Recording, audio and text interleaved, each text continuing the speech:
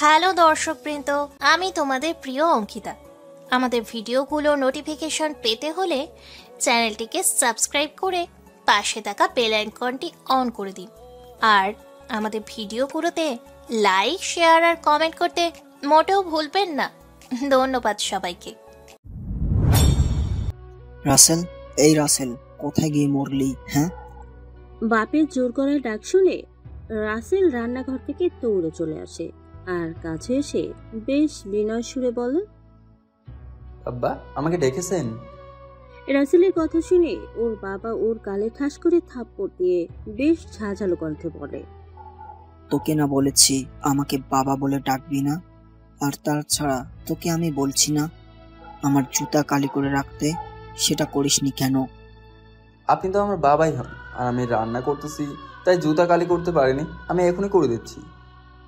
পায়ের জুতা খুলে মারলেও আমার রাগ কমবে না ওই হারামির বাচ্চা। তুই এখন আমার জুতা কালি করলে অফিস যাব কখন? আপনি একটু দাঁড়ান, আমি এখনই করে দিচ্ছি।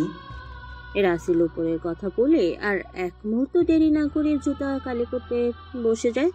কি বুঝতেছেন না তো কি হচ্ছে এসব? তাহলে ধৈর্য ধরে পুরো গল্প শুনতে থাকুন। আশা করি সবকিছু বুঝতে বা জানতে পারবেন। বাপ ছেলের এমন চেঁচামেচি শুনে রাসেলের মা মিসেস রাহেলা বেগম সেখানে চলে আসে আর বলে, আপনি সকাল সকাল ওর সাথে এমন কেন করতেছেন? ও তো সবার কাজ ঠিকভাবেই করে। দেখো রেহানা, আমাকে কি করতে হবে না করতে হবে একদম শিখাতে আসবে না।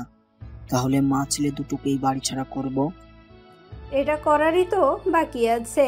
আপনি আমাদের বিষ খাওয়াইয়া মারলেও হয়তো এতটা কষ্ট পেতাম না। এত সোজা না, আমি তোদের বিষ খাওয়াই মেরে কি জেল খাটাবো রে? আপনি আর কারোর সাথে তো এমন করেন না, তাহলে শুধু ওর সাথে কেন এমন করেন? ও কি আপনার সন্তান না? না, ও আমার সন্তান না। আমার বাড়িতে থাকতে দিচ্ছি, সেটার জন্য শুকরিয়া আদায় করো। ও যদি আপনার সন্তান না হয় তাহলে ও কার সন্তান বলে? আমি তো আর অন্যর সাথে শুয়ে ওকে নিয়ে আসিনি। দেখো রেহানা, একদম আমার রাগ তুলবি না। আমি বলছি না ও আমার সন্তান না, ও শুধু তোর একার সন্তান। হ্যাঁ, ও শুধু আমার একারই সন্তান। আমি ওকে দেখে রাখবো। আপনার ভালোবাসার কোনো দরকার নেই। সে তোর যা ইচ্ছা করে গা। আর শোন, আমি অফিস থেকে ফিরে এসে যেন দেখি পুরো বাড়ির সামনে সবকিছু পরিষ্কার হয়েছে। না হলে আজকে ওর পেটের চামড়া তুলে আমি জুতা বানাবো। উপরের কথাগুলো বলেই রফিক সাহেব হন করে অফিসের উদ্দেশ্যে চলে যায়। এইদিকে রেহানা বেগম ছেলের গলা জড়িয়ে ধরে কান্না করে বলে, আমি ভুল করেছি তোকে এই দুনিয়ার আলো দেখিয়ে। যদি আমি এই ভুলটা না করতাম তাহলে তোকে এত কষ্ট করতে হতো না। মা, আমার তো এসবে কোনো কষ্ট হয় না। আমার তো সকলের দেওয়া কষ্টগুলো আদর ভালোবাসাই মনে হয়। তুমি কেঁদো না মা। তোর কষ্ট যে আমার আর সহ্য হয় না রে বাবা। বাবা, আমি বলি কি তুই এই বাড়ি থেকে দূরে কোথাও চলে যা, তাও খেয়ে পরে শান্তিতে বাঁচতে পারবি। মা, কোথায় যাবো আমি? আমার সাথে যতই খারাপ হোক না কেন, তাতে আমার কোনো কষ্টই হয় না। দিন শেষে তোমার চাঁদ মুখটা দেখেই আমি পৃথিবীর সকল কষ্টকে ভুলে যাই। তোমার মুখের হাসিটাই যে আমার একমাত্র ওষুধ। পাগল ছেলে একটা, তুই এত কষ্টের মাঝেও যে কাউকে হাসাতে পারিস সেটা ভাবতে আমার অবাক লাগে। দেখতে হবে না ছেলেটা কার? আচ্ছা মা, তুমি যাও, গিয়ে রেস্ট করো। আমি রান্না করি, না হলে সবাই চিল্লাচিল্লি শুরু করে দেবে। রাসেল উপরে কথাটা বলে রান্নাঘরে চলে যায়। আসেন আপনাদের ওদের একটু পরিচয় দিয়ে দেই। রাসেল যে কিনা এই গল্পের মূল চরিত্র মানে হিরো, আর রেহানা বেগম রাসেলের মা, আর রফিক সাহেব রাসেলের বাবা। তিনি পুলিশ কমিশনার। রাসেলের আরও দুইটা বড় ভাই ও ছোট একটা বোন আছে। বড় ভাই একজন পুলিশ আর একজন ডাক্তার, এবং ছোট বোন ইন্টার প্রথম বর্ষের ছাত্রী। এবার আপনাদের মনে অবশ্যই প্রশ্ন জেগেছে, একজন বাবা তার ছেলের সাথে এমন কেন করে? আসলে রাসেলের বড় ভাই হবার পরে তার বাবা সব সময় চাইতো একটা মেয়ে হোক, কিন্তু হয়নি। একে একে দুইটা ছেলে হয়, যার জন্য রফিক সাহেব আর সন্তান নিবে না রেহানা বেগমকে বলে। কিন্তু তিনি সেটা না শুনে আবারও মেয়ের আশার সন্তান নিয়ে ফেলেন। ফলস্বরূপ রাসেলের জন্ম হয়। সেই জন্য রাসেলকে তার বাবা নিজের সন্তান বলে পরিচয় দেয় না, বরং সবসময় অবহেলার চোখেই দেখে। অনেক তো গল্প করলাম, এবার আসল গল্পে ফিরে চলেন। মা, রাসেলকে বলো তো আমার রুমে কফি দিয়ে দিতে। আমার রুমেও দিতে বলিও। বাড়িতে কাজের লোক থাকতে তোরা প্রতিদিন ওকে কেন কফি দিতে বলিস? বারে, ও হলো আমাদের বাড়ির কাজের লোক, তা ও আমাদের কফি দিবে না তো কে দিবে?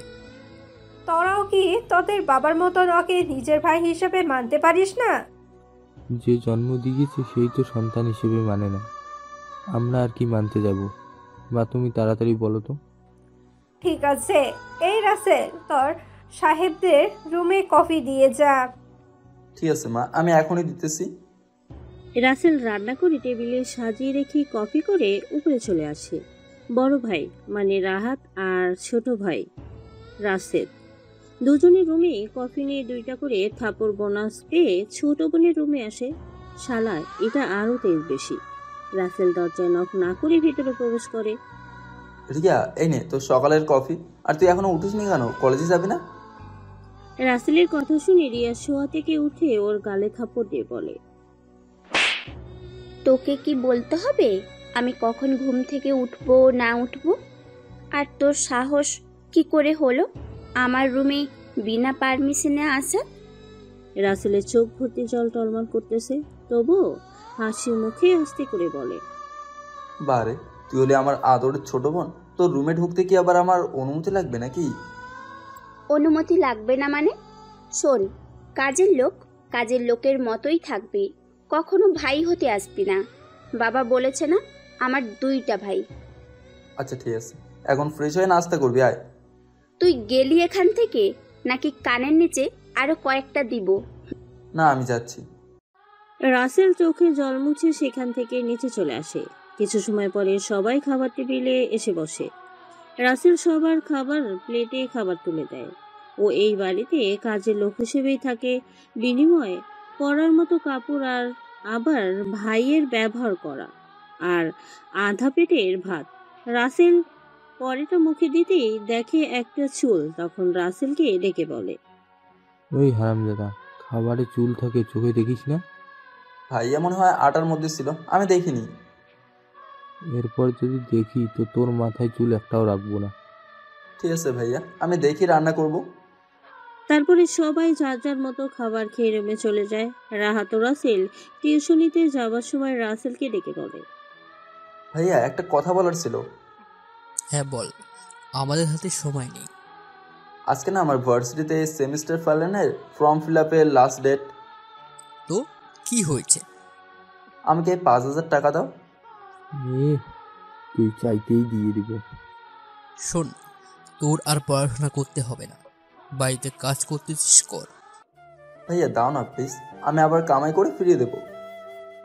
বাড়িতে বসে বসে খাও তো বুঝো না, টাকা কামাই করতে কত কষ্ট হয়। আমার কাছে টাকা নেই, রাশেদ তোর কাছে থাকলে দে। না, আমার কাছেও নাই, যা আছে সেটা আমার লাগবে। যাই। এইদিকে রিয়া রেডি হয়ে কলেজে যাবে, ঠিক তখনই রাসেলকে ডাকে। রাসেল, উপরে আয় তো। হ্যাঁ আসতেছি। দৌড়ে উপরে চলে যায় আর অনুমতি নিয়ে ভেতরে প্রবেশ করে, বলে, বোন, ভাই বলে সম্মান করতে না পারলেও অন্তত নাম ধরে ডাকিস না। ছোট ভাইয়ের মুখে নিজের নাম ধরে ডাকাটা কেমন শোনা যায়? থাপড়াই তোর দাঁত ফেলে দিব। আমি তোকে কাজের লোক ছাড়া কিছুই মনে করি না, আর নাকি ভাই বলে ডাকবো। আচ্ছা এবার বল কেন রেখেছিস? আমার জুতায় ময়লা পড়েছে, পরিষ্কার করে দে। রাসেল আর দেরি না করে পরনে শার্ট দিয়ে জুতা পরিষ্কার করে দেয়। এই নে বোন, আমি পরিষ্কার করে দিয়েছি। ঠিক আছে, আর তখনই ভাইদের সাথে কি নিয়ে কথা বললি? টাকা চাইলাম তো দেয়নি। কত টাকা দরকার? 5,000। কি রে, এত টাকা নিয়ে তুই কি করবি শুনি? নাকি আবার মেয়ে নিয়ে ফুর্তি করতে যাবি? হ্যাঁ রিয়া, তুই ছোট বোন হয়ে বড় ভাইয়ের সাথে এমন কথা বলতেছিস, খারাপ লাগছে না? আমি আমার ভাইয়ের সাথে নয়, বরং বাড়ির সামান্য একজন কাজের লোকের সাথে কথা বলতেছি। উপরে কথাগুলো বলে রিয়া চলে যায়। এদিকে সবাই চলে যাবার পরে রাসেল খাবার টেবিল পরিষ্কার করে নিজেও খেয়ে নেয়। চুপ করে গোসল করে রেডি হয়ে মায়ের কাছে আসে। মা, তোমার কাছে 5,000 টাকা হবে? এত টাকা দিয়ে তুই কি করবি বাজান? ভার্সিটিতে আজকে জমা দিতে হবে, নয় পরীক্ষা দিতে পারবো না। তুই আমাকে এই কথাটা আগে বলবি না? তাহলে আমি যেভাবে হোক জুগিয়ে রাখতাম। এখন এত টাকা কোথায় পাবো আমি? আমার কাছে 2,000 টাকার মতো আছে, তুমি বাকি টাকাটা জোগাড় করে দাও। দেখি তোর বাবার পকেটে আছে নাকি। রেহনা বেগম স্বামীর পকেট চেক করে দেখে টাকা আছে, সেখান থেকে নিয়ে ছেলেকে দেয়। রাসেলও খুশি মনে টাকা নিয়ে বেরিয়ে পড়ে। রাসেল বাড়ির বাইরে আসতেই একজন লোক এসে একটা ফোন হাতে দেয়। রাসেল কথা বলে ফোনটা আবার তার কাছে দিয়ে ভার্সিটির দিকে হাঁটতে শুরু করে। ভার্সিটিতে এসেই আগে স্যারের রুমে গিয়ে টাকা জমা করে। রাসেল ক্যাম্পাসে বসে ওর বন্ধুদের সাথে গল্প করতেছে। কিরে দোস্ত, তুই আজকে 2 দিন পরে ভার্সিটিতে আসলি, কারণ কি? আসলে বন্ধু, বাসে একটা সমস্যা হয়ে আসতে পারেনি।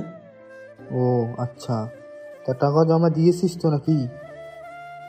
এইমাত্র দিয়ে আসলাম। আর হ্যাঁ, নাটক বাদ দিয়ে সিরিয়াস মুডে আয়। স্যারে খবর পাঠিয়েছে আজকে রাত 10টায় নগরপুর যেতে হবে। আসতে বল, আশেপাশের লোকজন শুনতে পাবে। কি করতে হবে আমি পরে জানাবো নি, আমাদের টিম যেন রেডি থাকে। Okay sir. উপরে কথাটা বলে দুই বন্ধু হাসতে থাকে। এদিকে কোথা থেকে একটা মেয়ে এসে রাসেলের কড়া ধরে বেশ ঝাঁঝালো কণ্ঠে বলে, তোর সাহস কি করে হয়? আমার সাহস আছে বলেই তো জানি না। চুপ! তোর কি করে সাহস হয় আমার বান্ধবীকে ভালোবাসার? আমার তো খাইয়া কাম নাই, এত সুন্দর মেয়ে রেখে পেতনিকে ভালোবাসি বলবো? আমি যদি ভালোবাসি বলতেই হয় তো তোমাকে বলবো। রাসেলের কথা শুনে জান্নাতের আরো বেশি রাগ হয়, আর রাগে লাল হয়ে পড়ে। তোর মাঝে তো দেখছি সাহসের ফ্যাক্টরি আছে, না হলে যেই মেয়ের মুখের উপর কেউ কথা বলার সাহস করে না তার সাথে তুই ফ্ল্যাট করতেছিস। দেখো, কলারটা ছাড়ো, নাহলে আই লাভ ইউ বলেই ফেলবো কিন্তু। তুই জানিস তোকে মেরে বালি চাপা দিতে আমার 2 বার ভাবতে হবে না। এই যে সুন্দরী, আমি তোমার মনের মাঝে চাপা পড়তে চাই, মাটির নিচে না। জান্নাতের রাগ যেন আকাশ চুম্বি ওর বান্ধবীর দিকে তাকিয়ে বলে, এই শালা তো বহুত চ্যারা মাল, মনটায় চায় কানের নিচে তবলা বাজায়। তোমাকে রাগলে তো বেশ সুন্দর লাগে। তা সুন্দরী, তোমার নামটা কি গো? নাম তোকে আমি বলতেছি, দাঁড়া। জান্নাত উপরে কথাটা বলে যেই না রাসেলের গায়ে থাপ্পড় দিতে যাবে, ঠিক তখনই ওর বান্ধবী দৌড়ে এসে জানায় ওরা ভুল ছেলেকে ধরেছে, অপরাধী অন্য কেউ। সেই জন্য জান্নাত রাসেলকে বলে, সরি, আমার জীবনে তোকেই প্রথম সরি বলছি। এইসব সরি টরি আমি মানি না। তুমি আমার কলার ধরে সবার সামনে আমার সম্মানের 12টা বাজাইছো, সেটার ক্ষতিপূরণ তোমাকেই দিতে হবে। তা ক্ষতিপূরণের জন্য তোকে কি দিতে হবে শুনি? ওই যে তোমার মনের জমিনে একটু জায়গা দিলেই হবে। আমি ছোট্ট একটা ভালোবাসার ঘর বানাতে চাই। আমার বইয়ে গেছে তোকে জায়গা দিতে।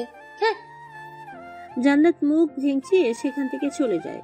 এদিকে রাসেল জান্নাতকে পিছু ডেকে বলে, এই যে সুন্দরী, নাম তো বললে না, অন্তত নাম্বারটা দিয়ে যাও।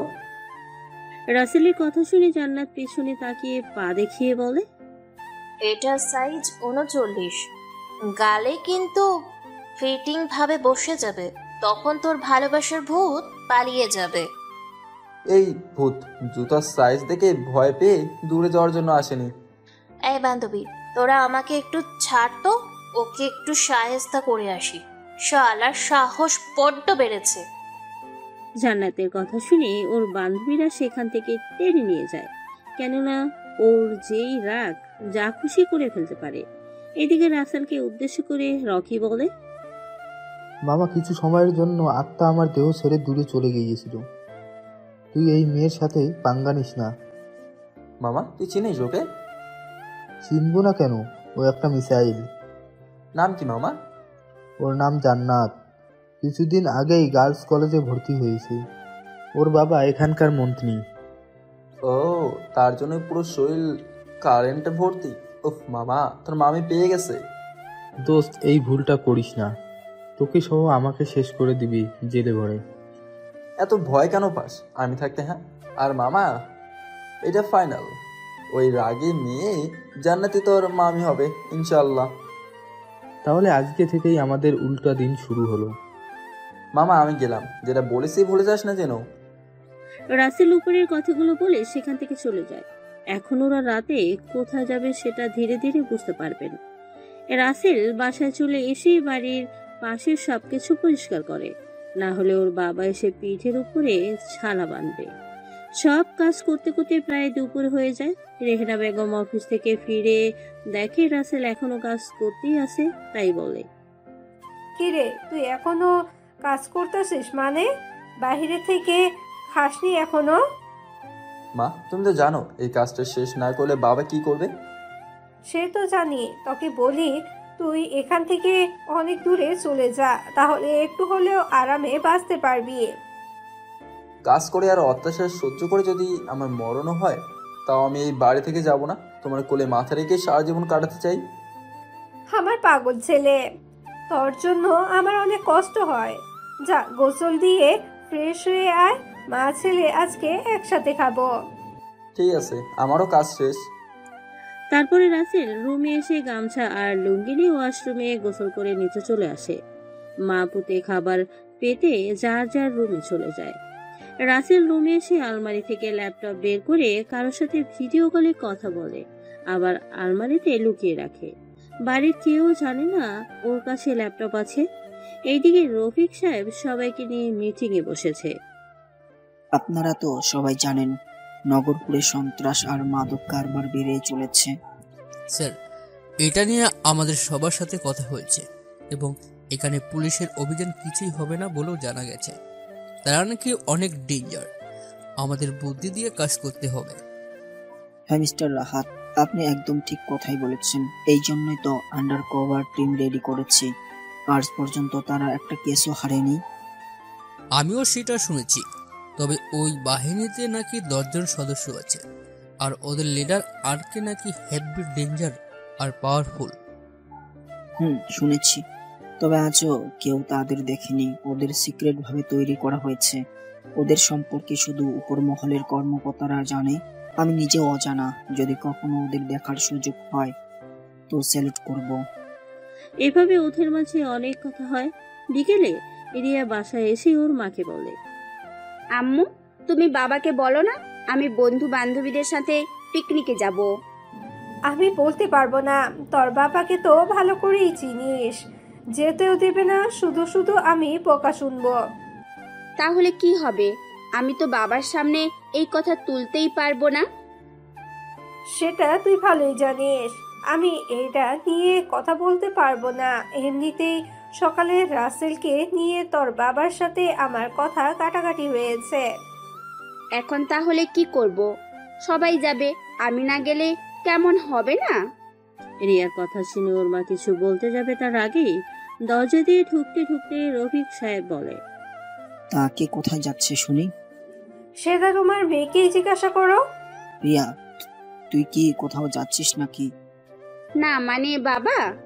কি মানে করছিস? হ্যাঁ, যা বলার স্পর্শ করে বল। একজন কমিশনারের মেয়ে হয়ে কথা বলতেছিস চোরের মতো মেয়ে। আসলে বাবা হয়েছে কি, আমাদের কলেজ থেকে পিকনিকে যাবে, তো আমিও একটু যেতে চাচ্ছিলাম। এটা হবে না। আমি আমার মেয়েকে একা কোথাও পাঠাবো না। এমনিতে দেশের অবস্থা খুব একটা ভালো না। বাবা প্লিজ একটু। এই বিষয়ে আমি যেন দ্বিতীয়বার কোনো কথা না শুনি। Is that clear? আচ্ছা।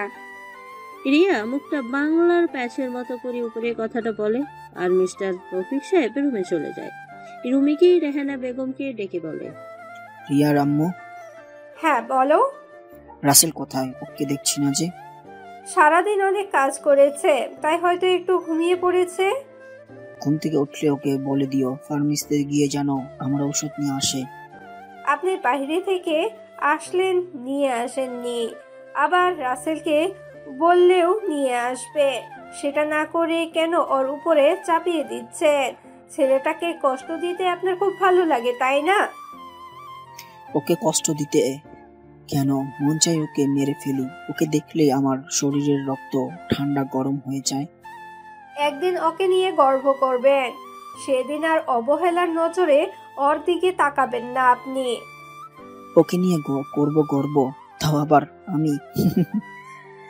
তোমার কথা শুনে বেশ হাসি পেল। তুমি জানো না, আমার এক ছেলে পুলিশ অফিসার, অন্য ছেলে ডাক্তার, মেয়েও কলেজের ভালো স্টুডেন্ট। গর্ব করতে হলে আমি ওদেরকে নিয়ে করব। তোমার এই ফাটা কোম্পানির ছেলেকে নিয়ে না, বুঝছো? সে তো সময় এলেই বোঝা যাবে। কথা না বলে লুঙ্গি আর গামছাটা দাও। আমার সাথে ঝগড়া করার জন্য মনে হয় সারাদিনের সব কথা জমিয়ে রেখো। দাও, অফিস থেকে আসলে শুরু করে দাও। শুরুটা তো তুমি করো, আমার তো ঝগড়া করতে বইয়েই গেছে। এই নাও তোমার লুঙ্গি আর গামছা। আমি গোসল করে আসি, তুমি তোমার ছেলেকে ডেকে নিয়ে আসো, ঔষধটা নিয়ে আসুক। নিয়ে আসবে নিয়ে, এখন একটু ঘুমিয়েছে, ঘুমাক না। ওর তো রক্তে মাংসে গড়া শরীর, কোনো রোবট তো আর না। ওর ঘুমের আমি নিকুচি করি, কাজের ছেলেরা আবার কিসের ঘুম? হ্যাঁ, যাও ডেকে নিয়ে উঠাও।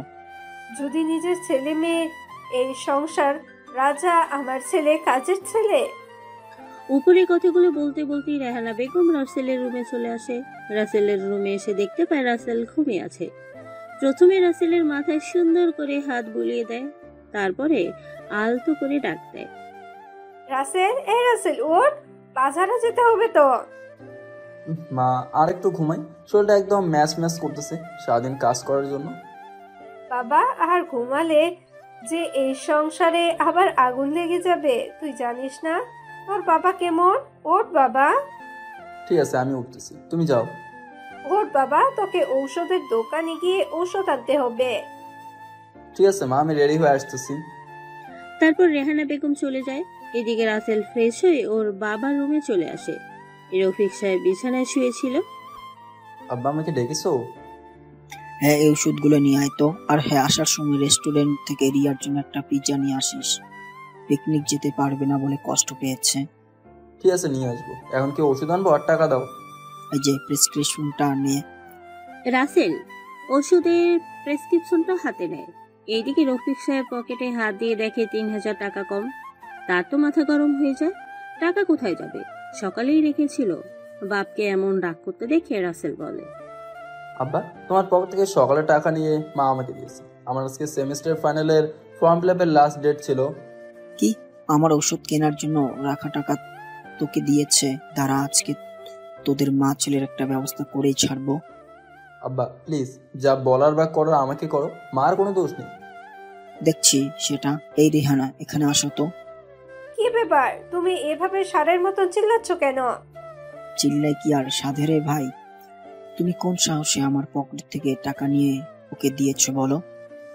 ওর কাছে টাকা ছিল না, তাই এখান থেকে নিয়ে দিয়েছি। আর ছেলে যখন তোমার কাটা দাও, তোমাকেই দিতে হবে। আমি কতবার বলেছি ও আমার সন্তান না, ও তোমার সন্তান। তাই ও যা দরকার সব তুমি পূরণ করবা। আপনি জানেন আমার হাতে এখন টাকা নেই, আর তাছাড়া ওই টাকাটা ছাড়া ওর পরীক্ষা দেওয়া হতো না। এবারের মতন ভুলে যান না, কত টাকাই তো কত জায়গায় নষ্ট করেন। আচ্ছা ঠিক আছে, ভেবে নিলাম আমি টাকা কোথাও দান করে দিয়েছি। ছি, নিজের জন্ম দেওয়া ছেলে টাকা নিয়েছে আর সেটাকে দান করেছেন বলছে। আপনার বিবেক কি একটুও নড়ে ওঠে না? দেখো রেহানা, আমি তোমার সাথে এত কথা বলে সময় নষ্ট করতে চাই না। এখন মা ছেলে আমার সামনে থেকে ভাগো। আপনি ওর সাথে যা করেছেন তার জন্য একদিন ঠিকই আপনাকে পস্তাতে হবে। আমার কথা মিলিয়ে নিয়েন আপনি। সে তখন দেখা যাবে। আপাতত আমি ভবিষ্যতের কথা নিয়ে এখনই ভাবতে চাচ্ছি না। সো দূর হও আমার সামনে থেকে। রেহানা বেগম আর কোনো কথা না বলে রাসেলের হাত ধরে বাইরে নিয়ে আসে আর কান্না ভরা কণ্ঠে বলে, আমারই ভুল হয়েছে, হাতুর ঘরে তোকে নুন খাওয়াই না মেরে ফেলে। সেদিন যদি মেরে ফেলতাম তাহলে আজ তোকে এত এত অবহেলা পেতে হতো না। মা, তুমি শুধু শুধু কষ্ট পাচ্ছ। আমি কি এসবে কষ্ট পাই নাকি বলো? আমার সাথে তো তুমি আসো, আর এই পৃথিবীতে একটা ছেলের কাছে তার মাই হলো সবচেয়ে দামি সম্পদ। আমার সোনার ছেলে, দোয়া আল্লাহ যেন তোকে অনেক বড় করে। যতটা বড় হলে এদের কথা আর তোকে শুনতে হবে না। আচ্ছা মা, আমি তো বলতে গেলে 59 ইঞ্চি, তারপরে তুমি আরো বড় হতে কেন বলতেছো? আরে আমার পাগল ছেলে, এই বড় সেই বড় না, আমি তো ধনী জ্ঞানী বড় হওয়ার কথা বলছি। ও আচ্ছা, মা তুমি থাকো, আমি আব্বার জন্য ওষুধ নিয়ে আসি, না হলে আবার পরে তোমাকে কথা শোনাবো নি। আচ্ছা বাপ যা, তুই রাস্তা দিয়ে যাওয়ার সময় একটু সাবধানে যাইস কেমন? ঠিক আছে আমার মা জননী। রাসেল উপরের কথাগুলো বলে বাসা থেকে বেরিয়ে পড়ে। একটু দূরে এসে পকেট থেকে ফোন বের করে রকিকে আসতে বলে, আবারও ফোন পকেটে রেখে হাঁটতে শুরু করে। কিছু সময় পরে ওষুধ কিনে আবার চলে আসতে নিলে সামনে দেখতে পায় জান্নাত সাইকেল চালাচ্ছে। তাই রাসেল সেই দিকে গিয়ে বলে, এই যে সুন্দরী, একা একা সাইকেল চালিয়ে কি শেখা যায়? উফ, এই বান্দরটা আবার এসেছে। কেন যে আমি ওর কাছে গিয়েছিলাম আল্লাহ জানে। ওই, তোর সাহস তো কম না, আমার সাথে ফ্ল্যাট করছিস? কি করবো বলো, তুমি নিজেই তো বলেছো আমার এই ছোট্ট বুকটা ভরা নাকি শুধু সাহস আর সাহস। ভালোই, এখান থেকে চলে যা, না হলে কিন্তু তোকে আমি গণধোলাই খাওয়াবই। তাতে কোনো লাভ নেই, আমি প্রথম দেখায় তোমার প্রেমে পাগল হয়েছি, এখন আর ধোলাই দিলেও ব্যথা অনুভব হবে না। কেননা কথায় আছে না, পাগলের আবার ভালো মন্দ। তুই শালা খুব ছেঁচড়া আছিস, আমারই দোষ তোর সামনে পড়া। এখন দোষ যেহেতু করেই ফেলেছো, তখন দোষ মুক্ত তো হতেই হবে। দোষ মুক্ত আবার কিভাবে হওয়া যাবে শুনি? ওই যে তোমার মনের ঘরে, খুব বেশি না, আমাকে একটু জায়গা দিলেই হবে। জীবনেও না, তোর সাথে কথা বলে আমার পাগল হতে বেশি দেরি হবে না। তুই থাক বালের পোলাপান, আমি চলে যাই, শালা বজ্জাতের হাড্ডি। জান্নাত উপরের কথাগুলো বলতে বলতে রাগ করে চলে যায়। এদিকে রাসেল হাসতে হাসতে পিছন থেকে ডেকে বলে, এই যে আমার ভবিষ্যৎ বাচ্চার আম্মু, ফোন নাম্বারটা দিয়ে যাও। পায়ে দেখেছিস নতুন সাইজ, কিন্তু একদম ছুঁড়ে মারবো। ভয় পাই না, ছুড়ে মা, আমি বাসায় নিয়ে সাজিয়ে রেখে দেবো, বিয়ের পরে তো আর জুতা কিনতে হবে না। ফাজিল একটা। জান্নাত সেখান থেকে চলে যায়। এদিকে এত সময় দূরে দাঁড়িয়ে সবকিছু দেখতেছিল রকি। জান্নাত চলে যাবার পরেই রাসেলের কাছে চলে আসে আর বলে, মামা তুই আর ভালো হলি না কেন? শান্ত মেয়েটাকে এইভাবে জ্বালাতন করতেছিস? হ্যাঁ, তুই জানিস ওই যদি একবার খেপে যায় তোর কি হবে? মামা তুই তো জানিস, ও যদি বাঘা তেঁতুল হয় তো আমি কি? তুই একটা সাধারণ মানুষ মাত্র। আমি হলাম বাঘা তেঁতুলের সাথে লড়াই করা বাঘা ওল। আইসি আমার বাঘা। আচ্ছা এসব বাদ দিয়ে চল ওইদিকে যেতে যেতে কথা বলি। চল তাহলে। আমি সবাইকে জানিয়ে দিয়েছি আমাদের আজকে রাত 10টায় মিশনে নামতে হবে। সবাই কি আবার? সবাই বলছে তাদের গুরু আর কে পাশে থাকলে সব কিছুই সম্ভব। তাদের একটাই কথা, আর কে যেখানে ভয় নাই সেখানে। তারা প্রস্তুত মিশনের জন্য। তুই বলিসনি ওদের গুরু ওদের সাথে হামাশি আছে আর রহেগা? আচ্ছা মামা, তুই কি মানুষ বলতো? আমাকে বাসা থেকে ডেকে নিয়ে এসে এভাবে খালি পেটে রাখছিস। তোর কাছে টাকা থাকলে আমার হাতে দে, আমি গিয়ে সদাই নিয়ে আসি। আমার টাকা দিয়ে খেলে আমি নিজেই তো কিনে খেতে পারবো, তোকে দেওয়া লাগবে কেন? তুই যদি সদাইয়ের মান বুঝতে না পারিস তখন কি হবে? তাই তো আমি কিনে আনি, একদম তরো তাজা মচমচা। হয়েছে মামা, আমার আর সদাই খেয়ে পেট ভরাতে হবে না। আমার এই ছোট্ট পেটটা তোর কথাতেই ভরে গেছে। শালা কিপটে, দেখেছি তোর মতো না।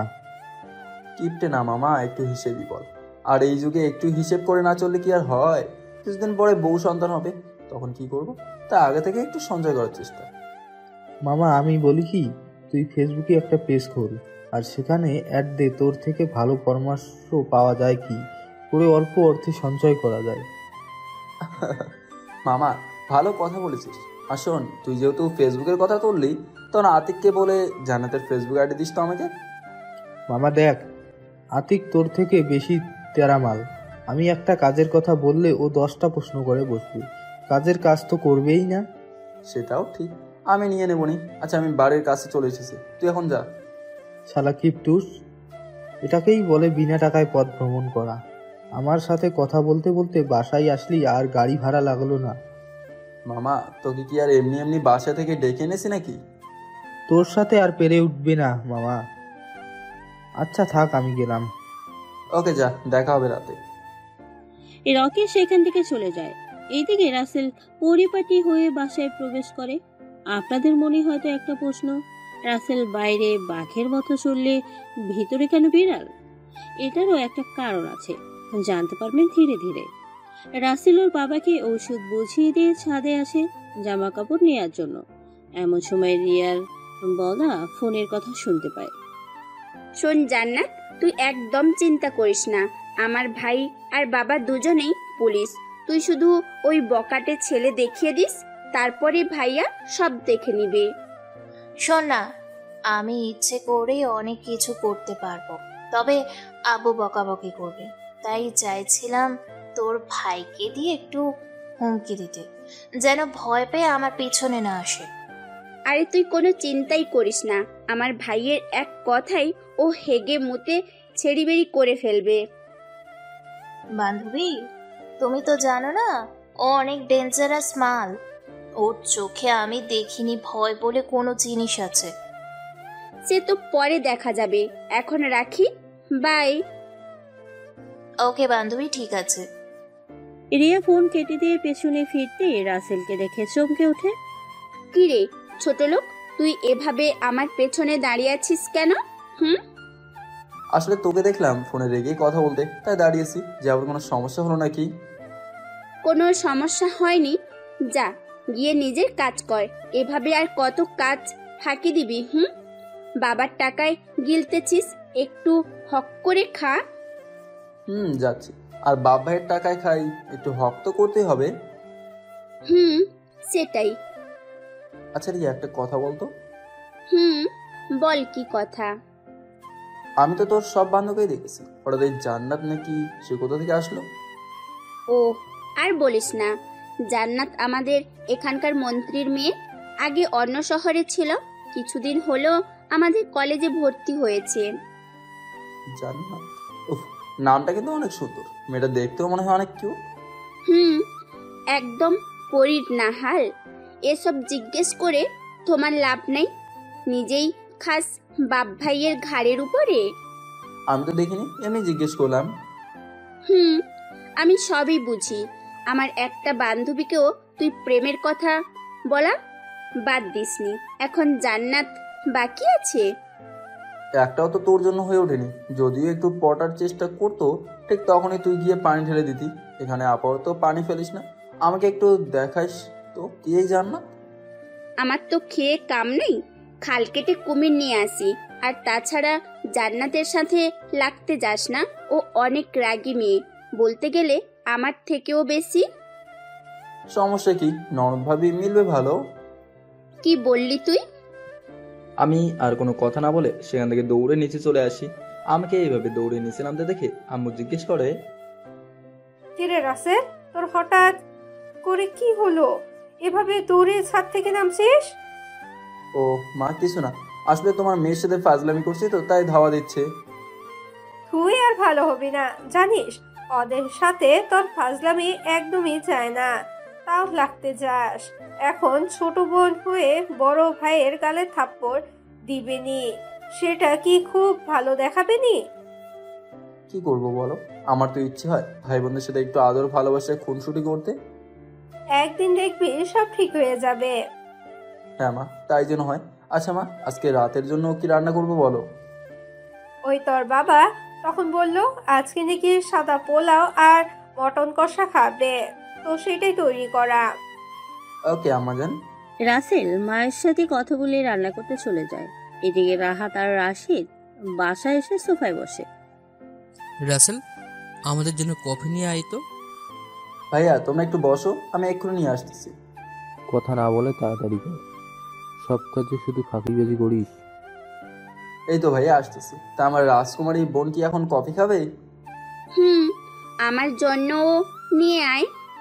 ওকে, এখনই নিয়ে আসতেছি। তারপরে রাসেল সবার জন্য কফি করে নিয়ে আসে। সবাই কফি খেতে খেতে গল্প করে। এদিকে রাসেল ফ্লোরে বসে সবার গল্প শুনতে থাকে। রাহাত, আর কে গ্রুপের সাথে কন্ট্রাক্ট করার চেষ্টা করেছিস? তাদের সাথে তো কন্ট্যাক্ট করা যায় না, তবে আমি আদনান সাহেবের সাথে কথা বলেছি। সে কি বলেছে? স্যার বলল ওই গ্রুপের যে হেড মানে আর কে, সে নিজে ফোন করে ইনফরমেশন জানাবে। আমাদের কোনো চিন্তা করতে হবে না। তাহলে তো হলোই, আমার বিশ্বাস আছে ও পারবে। আজ পর্যন্ত কোনো মিশনে অকৃতকার্য হয়নি, তবে এই মিশন হয়তো একটু সময় লাগতে পারে। স্যার তো বলেছে ওদের নাকি 1 সপ্তাহের সময় দিয়েছে, আর ওরা নাকি অনলি 3 দিনের সময় নিয়েছে পুরো চক্রকে হাতে নাতে ধরবে। ওদের বুকের পাটা আছে বলতে হয়।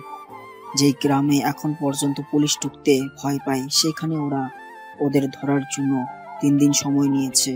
বেশ ইন্টারেস্টিং ব্যাপারটা। বাবা ছেলের কথাগুলো বেশ মনোযোগ দিয়ে শুনছে আর মুস্কি মুস্কি হাসতেছে রাসেল। এদিকে ওদের এসব কথা না বুঝতে পেরে রাশেদ বলে, আব্বা তোমরা কি সব কথা বলতেছো? আমি তো কিছুই বুঝতেছি না। তোর কাজ হলো রোগীর জ্বর হয়েছে না পাতলা পায়খানা সেসব বোঝা। এসব বিষয়ে বুঝবি না। ভাইয়া এসব বুঝি বলেই কিন্তু তোমরা সুস্থভাবে বেঁচে আছো, না হলে সারা বছর তো অসুস্থতায় ভুগতি। তোরা থামতো। আর এই হাদারাম, তুই যে এখানে বসে দাঁত কেলে হাসতেছিস, চুলায় যে রান্না বসিয়েছিস, সে খেয়াল কি তোর আছে? হ্যাঁ, আমার মনে আছে। আর তাছাড়া সেখানে করিম চাচা তো আছেই। তুইও যা, তোর এখানে থেকে কি কাজ? আচ্ছা, আমি যাচ্ছি। তোমাদের কিছু লাগলে বলিও, কেমন? হ্যাঁ, যা লাগলে ডাকবনি। রাসেল আবারও সেখান থেকে রান্নাঘরে চলে যায়। সব রান্না শেষ করে সবাইকে খাবার খাইয়ে নিজেও খেয়ে নেয়। রাতে সবাই ঘুমিয়ে পড়লে রাসেল রেডি হয়ে বাড়ির বাইরে চলে আসে। কিছু সময় পরেই রকি সহ সবাই গাড়ি নিয়ে আসে। রাসেলকে গাড়িতে তুলে নেবার পরে, দোস্ত এখন বল আমরা কোথায় থেকে মিশন শুরু করব? তোকে বলেছিলাম না আতিককে দিয়ে দিনের বেলায় সবকিছু দেখে আসতে। আমি তো সবকিছু দিনে গিয়ে দেখে এসেছি আর ভিডিও করে এনেছি। তা কেমন দেখলি বল? বাবার মুখে তো শুনেছি সেখানে পুলিশ ঢুকতেও ভয় পায়। সে আর বলতে ভাই, পুরো গ্রামটা যেন অস্ত্র হাতে লোকে ঘেরা। একটু ভুল হলেই তাদের হাতে আমরা শেষ। এত ভয় পেলে কি আর আন্ডারকভার অফিসার হওয়া যায় রে বেটা? আন্ডারকভার অফিসারদের বুক ভরা সাহস থাকতে হয়। এখন সাহসের অনেক কথা শুনলাম, আর 5 মিনিট পরে আমরা গন্তব্যে পৌঁছে যাব। সো সবাই প্রস্তুত হও। শোন, আমাদের পুরো টিম 3টে ইউনিটে ভাগ হবে, আর সবার কানে এয়ারপড থাকবে একে অপরের সাথে, আর শার্টের বোতামে ক্যামেরা। সো বি কেয়ারফুল, কারোর জন্য ক্ষতি না হয়। সবাই রেডি বয়েস? ইয়েস স্যার, আমরা সবাই রেডি। রকি, তোর টিমে নেহাল, শুভ, আতিক, আর তোর টিমে হাসান ও কাবিল। রনি, তোর টিমে ফারুক ও হুসাইন, আর আমি একা থাকি। কারো কোনো সমস্যা হলেই একে অপরকে জানাতে হবে। ওকে স্যার, আমরা সবাই বুঝে গেছি। ওকে রকি, তুই গাড়িটা একটু দূরে রাখ, আর আমরা এখান থেকে হেঁটে যাব। সেটা আর নতুন কি? তোর কাম তো আমাদের হেঁটে হেঁটে পাকে কষ্ট দেওয়া। ভুলে যাও না, এই কিপ্টে সেলের জন্যই সবাই বাসায় বসে বসে সরকারি টাকায় পেট ভরাতে পারতেছ। সেটা তো মানতেই হবে। এখন আর কথা না বলে গাড়ি থেকে নেমে সবাই যার যার মতো গ্রামের দিকে যেতে শুরু করো। তারপর সবাই যার মতো প্ল্যান অনুযায়ী নগরপুর গ্রামের ভেতরে ঢুকে পড়ে। ওরা আগে অনেক কেস হ্যান্ডেল করেছে, তবে এত ভয় পেতে হয়নি যেমনটা আজকে সবার মুখে দেখা যাচ্ছে। রাসেল ঘুরতে ঘুরতে যেই বাড়িটা মেইন সেখানে চলে আসে আর সবকিছু দেখে পর্যবেক্ষণ করে কোথা থেকে কাজ শুরু করতে হবে। এইদিকে বাকি সবাইও ঘুরে রাত 3টে পর্যন্ত সবকিছু পর্যবেক্ষণ করে আবারও এক হয়ে দাঁড়িয়ে গাড়ির কাছে আসে আর বাসার উদ্দেশ্যেও রওনা হয়। শোন রকি, আমি যা দেখলাম তাতে এই গ্রুপকে ধরা আমাদের খুব একটা সহজ কাজ হবে না। কি আর বলতে ভাই, ওই গ্রাম থেকে চলে এসেছি, তবুও দেখ আমার পা কাঁপতেছে ভয়ে। এখন ভয় পেলে তো আর লাভ হবে না, আমাদের উপরে দায়িত্ব এসে পড়েছে, কাজ তো করতেই হবে। সেটাই। আমরা আগামীকাল রাত 12টার পরে এখানে অ্যাটাক করব, আর আমি যার যার মোবাইলের ডিরেকশন দিয়ে দিছি, ভালো করে পড়ে যুদ্ধের জন্য প্রস্তুত হন। ঠিক আছে। আচ্ছা, তোরা যা, দেখা হবে কালকে ঠিক রাত 12টায়।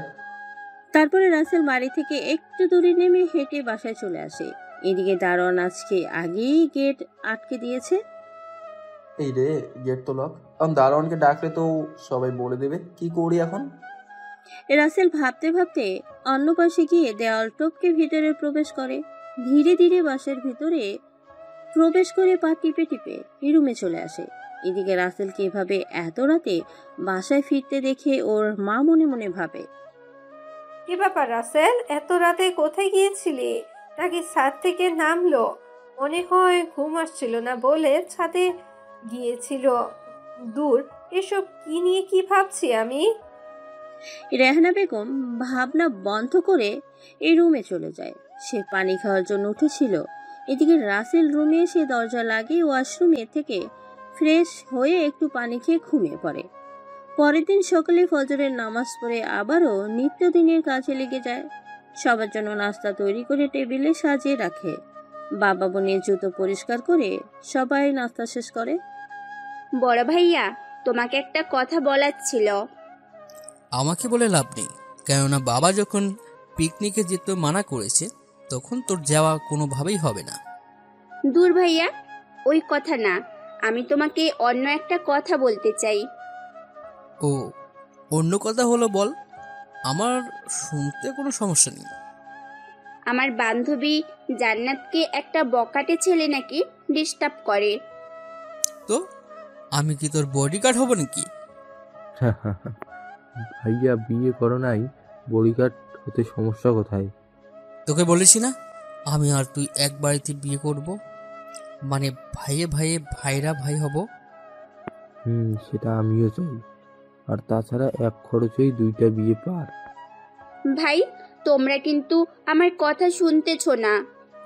তোর কথা তো পুলিশকে শুনতে হবে।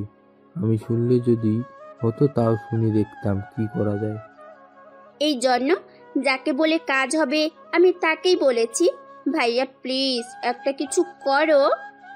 দেখো রিয়া, এখন আমি এমনিতেই খুব একটা কাজের প্রেশারে আছি, তাই ফ্রি হলে কিছু একটা করব। বেশি কিছু তো করতে হবে না, তুমি শুধু বকাটে ছেলেটাকে একটু ভয় দেখাবে, তাহলেই হবে। আচ্ছা ঠিক আছে, তুই আজকে কলেজে যাওয়ার সময় আমাকে দেখিয়ে দিস কোন ছেলেটা। ঠিক আছে, এই তো আমার লক্ষ্মী ভাইয়া। ঠিক আছে, বেশি পাম দিতে হবে না। তুই পাম দেওয়া মানেই শপিং করে আমার পকেট খালি করার ধান্দা। তোমার পকেট এ মাসে খালি হবে না, এই মাসে ছোট ভাইয়া শপিং করিয়ে দেবে। আমি তোকে শপিং করিয়ে দিতে পারবো। হ্যাঁ, একবার শপিং করতে গিয়ে আমার পকেটের 12টা বাজিয়েছিলি। সে তো সময় আসলেই দেখা যাবে কে শপিং করে দিবে কে দিবে না। রিয়া উপরে কথাগুলো বলে চলে যায়। এদিকে রাসেল মনে মনে ভাবে, ইস, আমার ছোট বোনটা এভাবে যদি আমার কাছেও একটু আবদার করতো তাহলে কতই না ভালো হতো, কিন্তু ও তো আমাকে দেখতেই পারে না। উপরে কথাগুলো ভেবেই চলেছে রাসেল। এইদিকে ওকে যে ওর বাবা ডাকছে সেই দিকে কোনো খেয়ালই নেই ওর। রেহানা, তোমার ছেলেকে কি আবার ভূতে ধরলো নাকি? আমি কখন থেকে ডাকতেছি, ও শুনছি না।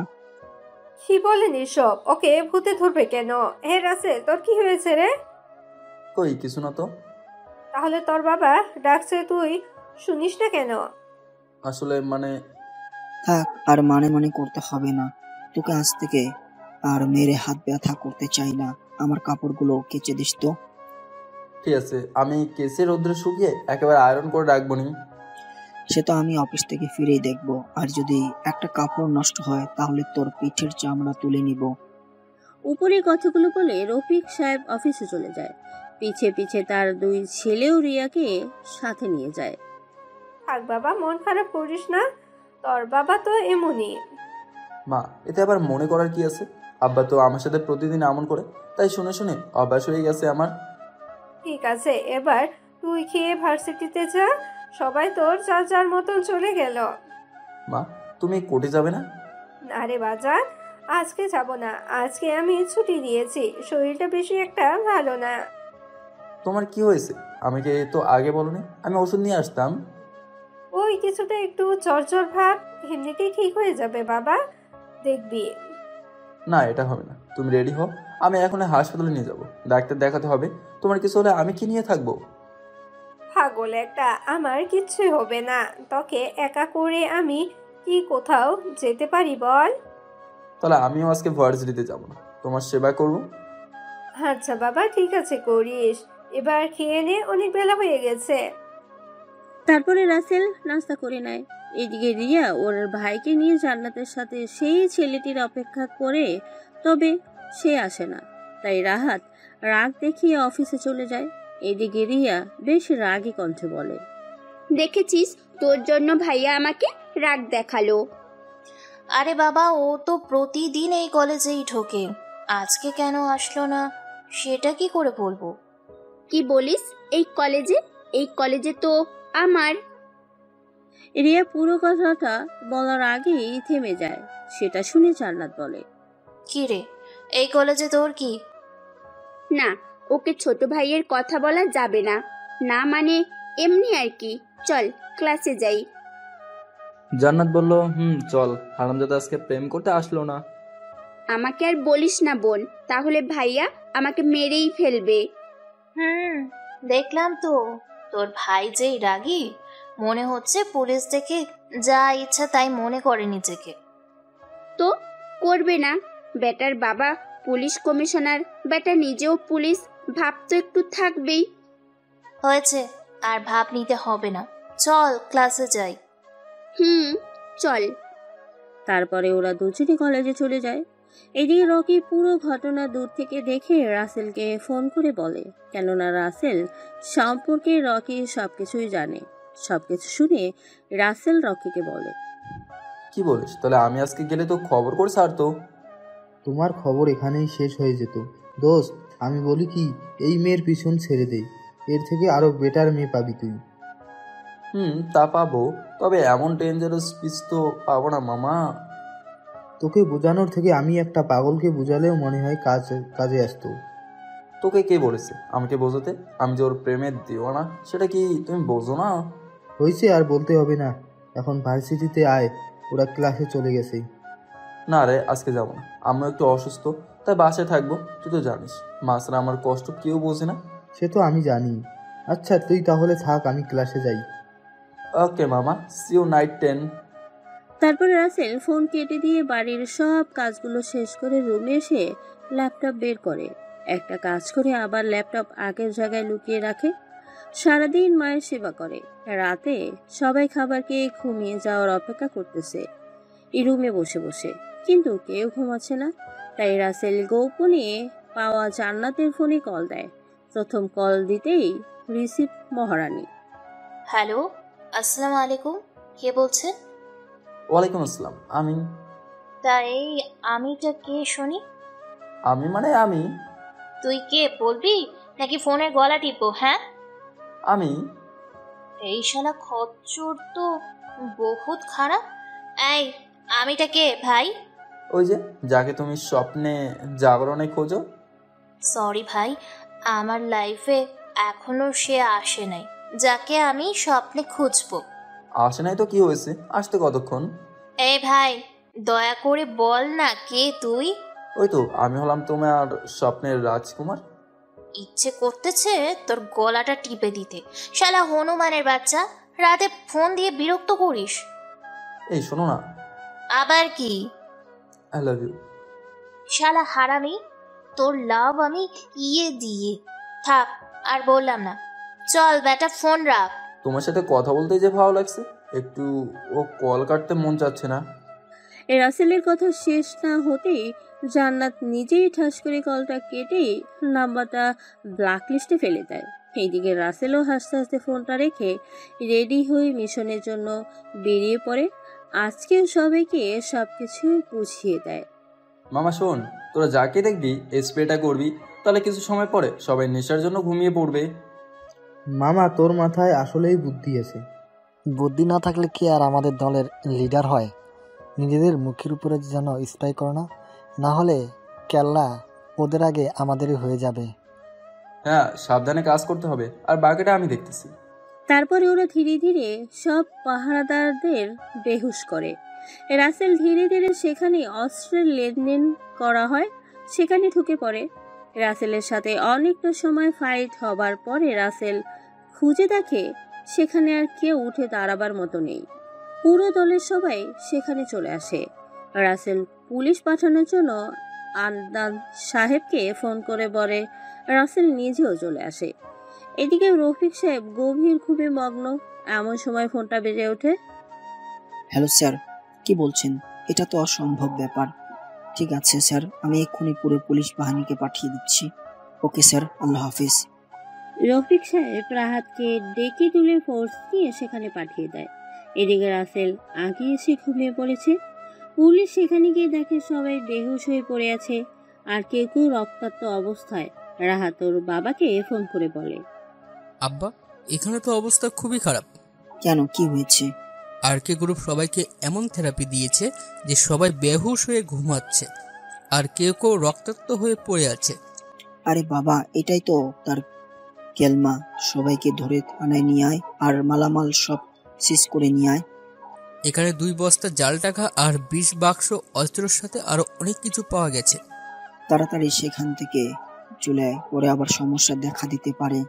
ঠিক আছে। তারপরে সবাইকে ধরে সবকিছু থানায় নিয়ে আসে।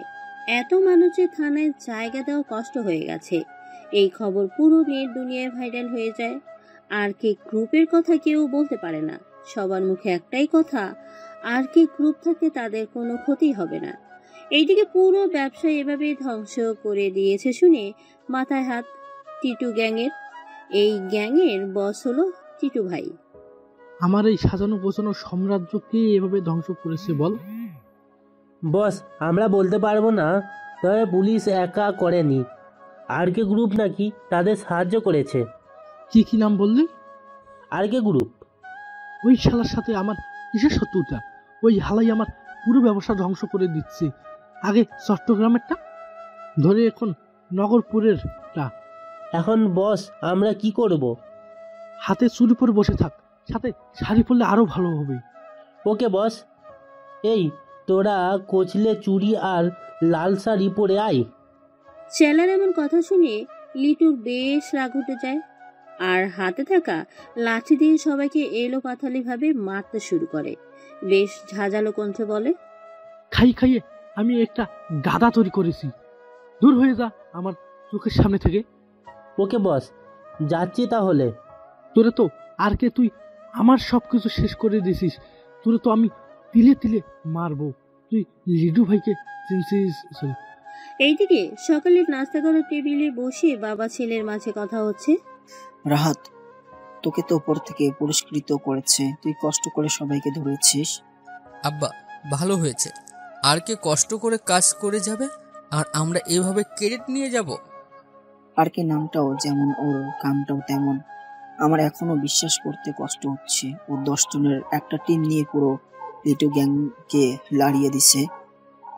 বাবা, আমাদের সাবধানে থাকতে হবে, কেননা লিটু ভাই কিন্তু বসে থাকবে না। সে যাই বলিস, ওর শেষ আর্কের হাতেই আছে। কবে যে ওর দিকে থাবা বসাবে। দোয়া করি আল্লাহ যেন ওই ছেলেকে 1000 বছর বাঁচিয়ে রাখে। আমি সম্মান জানাই এমন বাঘের বাচ্চা ছেলেকে জন্ম দেওয়া মাকে। মায়ের এমন কথা শুনে রাসেল মনে মনে হাসে আর ভাবতে থাকে, এই প্রথম কোনো মাকে দেখলাম যে কিনা নিজের ছেলের গর্বের জন্য নিজেকে সম্মান জানাচ্ছে। কি রে রাসেল, তোর আবার মাঝে মাঝে কি হয়? হ্যাঁ, আমি কখন থেকে পানি চাচ্ছি, দিচ্ছিস না? ও, আসলে আমি শুনতে পাইনি তো, তাই। না, সেটা না, আমি প্রায় দেখি তুই এইভাবে হা করে কিছু একটা নিয়ে ভাবতে থাকিস। কোনো কিছু নিয়ে পালাবার প্ল্যান করতেছিস না তো আবার? আব্বা, আপনি এটা বলতে পারলেন আমি নিজের বাড়ির জিনিস নিয়ে কেন পালিয়ে যাব? আর যদি পালাবার হতো তাহলে কবেই চলে যেতাম। রাসেল উপরের কথাগুলো বলে চোখ মুছতে মুছতে রুমে চলে যায়। আর এইদিকে রাশেদ বলে, কাজের মানুষের আবার তেজ কত। একবেলা খেতে না দিলে তো খেতে পাবে না, সেটা নিয়েই ভাবি না। রাসেল চুপ কর, ভুলে যাইস না তুই যেই বাবার সন্তান ও ঠিকই একই বাবার সন্তান। রেহানা, তোমাকে কতবার বলেছি ওকে আমি সন্তান হিসাবে মানি না। ও শুধু তোমার একার সন্তান, আর এই বাড়িতে কাজের লোক। হ্যাঁ বাবা, ঠিক বলেছে। ওর এটা ছাড়া কোনো পরিচয় হতে পারে না। তোরা সবাই একদিন এসবের কারণে পস্তাবি, বলে দিলাম। আমার ছেলে একদিন তোদের গর্বের কারণ হবে। মা, তোমার ছেলে যেদিন এসব অর্জন করবে সেই দিন বইল। কেন, সেদিন তুই ওর কাছে শপিং করার টাকা চাইবি নাকি? দরকার নেই তোমার ছেলের টাকা। আমার শপিং করার জন্য 3টা এটিএম আছেই, বললেই টাকা দিয়ে দিব, বুঝলে? এই না হলে আমার মেয়ে রিয়া, তুই একদম ঠিক বলেছিস। তামা, তোর বান্ধবীর কথা যে বললি কি হলো? হ্যাঁ বাবা, ভাইয়া গিয়েছিল, তবে ওই বদমাইশ পোলা সেদিন আসেনি। হয়তো শুনেছি এইসবের কথা, তাই আসেনি। তবে পরে আবার যদি ডিস্টার্ব করে তো আমাকে বলিস, আমি সাহায্য করব। ঠিক আছে আব্বু, তবে আমার মনে হয় না ও আর ডিস্টার্ব করবে। এভাবে ওদের মাঝে আরো অনেক কথা হয়। এইদিকে রাসেল ওয়াশরুমে গিয়ে পানির কল ছেড়ে চোখের জল ধুয়ে ফেলে। আজ খুব করে বলতে ইচ্ছে হচ্ছে, বাবা তুমি কেন আমার সাথে এমন করো? আমি কি তোমার সন্তান না? আমাকে জন্ম দিয়ে ভুল করলে তোমরা করেছো, সেই ভুলের শাস্তি আমাকে কেন দিচ্ছ? রাসেল এইসব কিছু ভাবতেছে আর পানির সাথে চোখের জল ছড়াচ্ছে। বেশ কিছু সময় পরে ফ্রেশ হয়ে বেরিয়ে আসে। রুমে এসে দেখে ওর মা খাবার নিয়ে খাটের উপরে বসে আছে। আমি সেই কখন থেকে খাবার নিয়ে বসে আছি, তোর ওয়াশরুম থেকে বের হওয়ার কোনো নামই নেই। এই একটু ফ্রেশ হলাম, তা তুমি খাবার নিয়ে আসতে গেলে কেন? আমি তো গিয়েই খেয়ে নিতাম। তোর না বলে এইসব শুনে কষ্ট হয় না? তাহলে কান্না করে চোখ মুখ ফুলিয়ে ফেলেছিস কেন? কই কান্না করো? তুমি এমনি একটা বলো, তুমি জানো না পুরুষের কান্না করতে বারণ? কান্না তো নারীকেই শোভা পায়। দেখ বাবা, এসব দেখে তোর কষ্ট হয় না, হলে আমার খুব কষ্ট হয়, ভিতরটা পুড়ে যায়। তুই এখান থেকে দূরে কোথাও চলে যা রে বাবা। তুমি কি আমার সাথে যাবে? কি বলিস এটা? আমি আমার স্বামী বাড়ি ছেড়ে কি করে যেতে পারি? তাহলে আমিও কোথাও যাব না, আমি তোমার আঁচলের ছায়ায় থাকতে চাই। তোর যা ভালো মনে হয় সেটাই করে। খাবার রেখে গেলাম, খেয়ে নিস। নিজের ভালো পাগলেও বুঝে, শুধু তুই বুঝিস না। আমার বুঝতে হবে না, তুমি আমাকে বুঝলেই হবে। রেহানা বেগম আর কোনো কথা না বলে চলে যায়। এইদিকে রাসেল খাবার খেয়ে রেডি হয়ে ভার্সিটিতে চলে আসে। তার স্যার দেখা করতে বলেছিল, কিন্তু রাসেল জানি সমস্যা হবে বলে। রাসেল কলেজে গেট দিয়ে ঢুকতে যাবে, ঠিক তখনই কফি শপে দেখতে পায় রিয়া আর জান্নাত বসে কফি খাচ্ছে। জান্নাত ওকে দেখেই রিয়াকে ডাকে। ততক্ষণে রাসেল ফাঁকে চলে যায়। কই, আমার সামনে তো কিছুই নেই। আমার মনে হয় তুই ওই ছেলের যন্ত্রণায় পাগল হয়ে গেছিস। আরে না, আমি সত্যি ওই কলেজের সামনে ওকে দাঁড়িয়ে থাকতে দেখেছি। যদি দাঁড়িয়েই থাকতো তাহলে এখন নেই কেন? সেটা আমি কি করে বলবো? আচ্ছা চল ওই কলেজে গিয়ে দেখে আসি, তাহলে দুধ কা দুধ আর পানি কা পানি হয়ে যাবে। চল। আর যদি না থাকে রে জান্নাত, আমি কিন্তু তোর চুল ছিঁড়বো, এই বললাম। এত কথা বাদ দিয়ে চল তো গিয়ে দেখে আসি। তারপর দুজনে কলেজের ভিতরে চলে আসে। সব জায়গা খুঁজে দেখে, তবে কোথাও দেখতে পায় না। রিয়া তো রেগে আগুন। তুই না বললি এখানে আছে, তো গেল কোথায়? হ্যাঁ আরে বাবা, আমি দেখেছি ও এই কলেজেই থাকে। থাকে তো এখন নাই কেন? ওদের ঝগড়ার মাঝে রাসেল সিম পরিবর্তন করে জান্নাতের ফোনে কল দেয়। জান্নাত বেশ রাগ নিয়ে ফোনটা রিসিভ করে। হ্যালো। হাই সোনা পাখি। একটা জ্বালায় বাঁচি না, আরেকটা পাগলে আমদানি। কি রে, কে ফোন করেছে?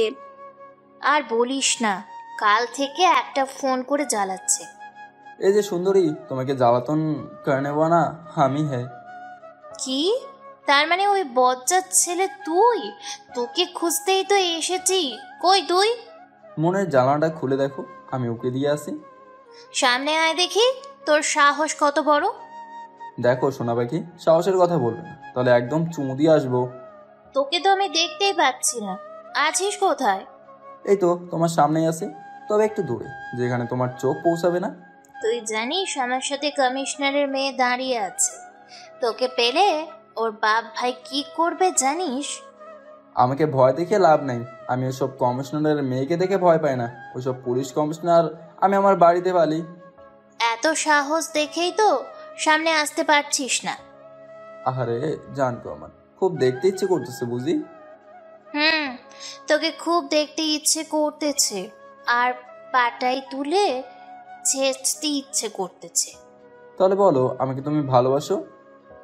জীবনেও বলবো না ভালোবাসি। সমস্যা নেই, এখন ভালোবাসি বলেছো, আগে পিছে ধীরে ধীরে আমি তোমাকে তাও বলে দেব। খচ্চর বেটা, তুই আগে সামনে তো আয়, তখন দেখবো কে কাকে ভালোবাসে বলে। আমি তো বলেই দিছি, এখন শুধু তুমি বললেই হবে। আচ্ছা বাই। তোর চুমু আমার জুতাতে রাখলাম। যেখানেই রাখো না কেন, সঙ্গে থাকলেই হবে। রাসেল উপরে কথাগুলো বলেই ফোন কেটে দিয়ে সিমটা খুলে নষ্ট করে ফেলে। এদিকে ফোন কেটে দেবার পরে এই জান্নাত, নাম্বারটা দে তো, কল দিয়ে আমি কথা বলে দেখি। এই নে নাম্বার। রিয়া নাম্বার তুলে ওর নাম্বার দিয়ে কল দিয়ে দেখে বারবার শুধু বন্ধই বলে। না রে বান্ধবী, এই নাম্বারে কল ঢোকে না। আমার মনে হয় তোর আশিক খুব শেয়ানা মাল, এত সহজে ধরা দেবে না। আমার পাশে তোরা যখন থাকবি না তখন এসে দেখবি ঠিকই ভালোবাসি বলে বলে জ্বালিয়ে মারছে। তোর কপাল তো ভালো না, চাইতেই মনের মানুষ পেয়ে গেছিস যে তোকে সারাক্ষণ ফলো করে। এমন ভাগ্য কজনের হয় বল? হুম। মজা নিচ্ছিস আমার সাথে? হ্যাঁ, নিতে থাক, টাইম আপন কবি আয়েগা। এদিকে রাসেল লুকিয়ে লুকিয়ে দুই বান্ধবীর এমন ঝগড়া দেখে যেন হাসতে হাসতে শেষ। এদিকে রকি রাসেলকে উদ্দেশ্য করে বলে, যদি কোনোভাবে তোকে দেখতে পেত তাহলে মনে কর আমাদের এই ছাদ থেকেই ফেলে দিত। আরে মামা, মেয়ে মানুষের চোখ হলো হাঁটুতে, ওরা কি করে দেখবে আমরা ছাদে দাঁড়িয়ে কথা বলছি? তোমার বোন যদি কলেজে জানতে পারে সেদিন মামা তোর আখেরি দিন। মামা, আমি তো এত কাঁচা খেলোয়াড় নই যে এত সহজে ওদের পাতা ফাঁদে পা দেব। সে তো আমার তোর প্রতি অগাধ বিশ্বাস আছে। তা মামা, বোনটাও তো তোর। বোন তো আমারই। তবে মামা, তুই জানিস আমার ভাই বোনেরা আমাকে ভাই বলে মানে না, আর সবার সামনে পরিচয় দেয় আমি নাকি তাদের বাড়ির কাজের ছেলে। মামা, মন খারাপ করিস না, সময় তোরও একদিন আসবে যেদিন ওরাই তোকে ভাই বলে লোকের কাছে পরিচয় দিতে গর্ববোধ করবে। মামা, দোয়া রাখিস আমি যে ঠিক ওই রকম ভাবেই ওদের সামনে দাঁড়াতে পারি। হ্যাঁ মামা, দোয়া করি তোর জন্য, সব সময় আসে। তুই পারবি নিজেকে অমনভাবে তৈরি করতে। এইভাবে ওদের মাঝে আরো অনেক কথা হয়। এদিকে রিয়া জান্নাত সেখান থেকে ওদের কলেজে চলে আসে। এদিকে পুরো পুলিশ ডিপার্টমেন্টকে সবাই বাহবা দিচ্ছে এমন একটা সন্ত্রাসী চক্রকে ধরিয়ে দেওয়ার জন্য। জানো রেহানা, আমি আজকে অনেক খুশি। বাবা, আজকে তোমার এত খুশির কারণ কি? এই যে আমি দায়িত্বে থাকাকালীন আমার ছেলের পরিবেশন হলো। সে তো অনেক আনন্দের খবর। আচ্ছা রিয়া আব্বু, তোমারও কি মনে হয় না এবার রাসেলের জন্য কিছু একটা কথা দরকার? ওর জন্য তো করেছি। এই যে আমার বাড়ির সব কাজ করে পেট ভরে খেতে পারে, এটা কি আমি ওর জন্য কম করছি? দেখো, এমন করে বলো না। আমাদের দুই ছেলেই তো প্রতিষ্ঠিত, এখন ওর জন্য তো কিছু একটা করা দরকার। ও তো আমাদেরই সন্তান। তোমার ছেলের জন্য তুমি যা খুশি করতে পারো, আমি একটা কিছু করতে পারবো না। ঠিক আছে, আমার নামে যে বাড়িটা আছে আমি তাহলে ওটা রাসেলের নামে লিখে দিই। আমার কিছু হলে তো আর ওকে দেখার কেউ থাকবে না, তখন ওই বাড়িটা নিয়ে তাও কিছু করে একটা খেতে পারবে। ওই বাড়িতে তোমার একার নয়, বুঝছো? ওখানে আমার দুই ছেলে আর মেয়ে থাকবে। তোমার ছেলের জন্য তুমি বড়সড় গ্রামে একটা বাড়ি আছে, ওটা দিতে পারো। ছি, তুমি এতটা নিচু মনের মানুষ? এক চোখে তেল বিক্রি করো আর এক চোখে নুন। সে তোমার যা মন চাই বলো, আমার কিছু যায় আসে না। তোমার ছেলেকে বলো আজকে ভালো মন্দ রান্না করতে, ছেলে আমার প্রমোশন পেয়েছে। কেন আমার ছেলে রান্না করবে? তোমার ছেলের প্রমোশন হয়েছে, তুমি রান্না করো। রেহানা, আমার মনে হয় তোমার পাখাটা একটু বেশি বেড়েছে, সেটা না দিলে হয়তো আকাশে উড়াবে। মানে কি বোঝাতে চাচ্ছ? বলতেছি এইসব কথা আর একবার বললে এই বাড়ি থেকে বের করে দিব। এই যে তুমি প্রতিদিন আমাকে আর আমার ছেলেকে বাড়ি ছাড়া করতে চাও, একদিন দেখবে এই ঘটনাটা ঠিক তোমার সাথেই ঘটবে। এমনটা কখনোই ঘটবে না। আর তাছাড়া আমার ছেলে মেয়ে আমাকে কখনো দূরে ঠেলে দিতে পারবেই না। আর তো 6 মাস, তারপরেই তো চাকরি থেকে রিটায়ার করবে। তখন দেখবে আর বসে বসে হিসেব করবে। ফিজিক্স আর রসায়ন এক না। সেটা নিয়ে আমি কোনো চিন্তা করি না। আমি আমার ছেলে মেয়েকে খুব ভালো করে চিনি। তুমি যাও গিয়ে তোমার ছেলেকে বলো রান্না করতে। রেহানা বেগম আর কোনো কথা না বলে সেখান থেকে চলে আসে আর ছেলেকে রান্না করতে বলে। রাসেলও সুন্দর করে রান্না করতে শুরু করে, করিম চাচাকে সাথে নিয়ে। এদিকে রিয়া ছাদে বসে আছে। এমন সময় ওর ফোনে কল করে জান্নাত। হ্যাঁ জান্নাত, বল। দোস্ত চল না, এখন আমরা ফুচকা খেয়ে আসি। আমার বাবা এখন বাসায় আছে, আমি যদি বাসা থেকে বের হই আমাকে আর বাসায় ঢুকতেই দিবে না। আরে বান্ধবী, কিছু হবে না, একটু সময় তো। তুই যদি আমাকে তোর বাসায় সারা জীবন বসে খাওয়াতেই পারিস তো বল, চলে আসি। বাপরে বাপ, সামান্য বাইরে যাওয়া নিয়ে এত কাহিনী? তুই জানিস না আমাকে যে কোনো জায়গায় বাবা অথবা ভাইয়া সাথে করেই নিয়ে যায়। এই সন্ধ্যায় একা বাইরে বের হতে দিবে? তোর ভালো লাগে না? তোর সেই আশিককে বল না বাসায় গিয়ে ফুচকা দিয়ে আসবেনি। আরে ধুর, ওর দেখা তো সেই কাল থেকেই নেই, কোথায় আছে কে জানে। মনে মনে ঠিকই সামথিং সামথিং, শুধু আমার সামনেই নাটক। হ, তোরে কইছে আমার খাইয়া তো কাম নাই, ওরে ভালোবাসতে যাব। জানি না কোন বংশের পোলা, কি তা কর্ম। ওরে বাপরে, এত সব নিয়ে চিন্তা ভাবনা? গাড়ি তো দেখছি ভালোই সামনে এগোচ্ছে। হুম। ফালতু কথা বাদ, যেটা বললাম সেটা তো শুনলি না। আচ্ছা, তুই বরং আমার বাসায় আয়, আমি কাজের ছেলেকে দিয়ে ফুচকা নিয়ে আসবনি। লাগবে না, কাজের লোক আমার বাসায়ও আছে। চল, ফোন কাট শাকচুন্নি। তারপরে ওরা কল কেটে দেয়। এদিকে টিটু তার চেলাকে ছাড়াতে থানায় চলে আসে। স্যার, কেন আমার লোকেদের পেটে লাঠি মারছেন? ওরা এই গ্রামে একটা কর্ম করে খেত, সেটা নষ্ট করে আবার ওদের ধরে এনেছেন। কর্ম করার জন্য অনেক কাজ ছিল, তোমরা এটাই কেন বেছে নিতে হলো? তোমরা জানো না এটা বেইমানি?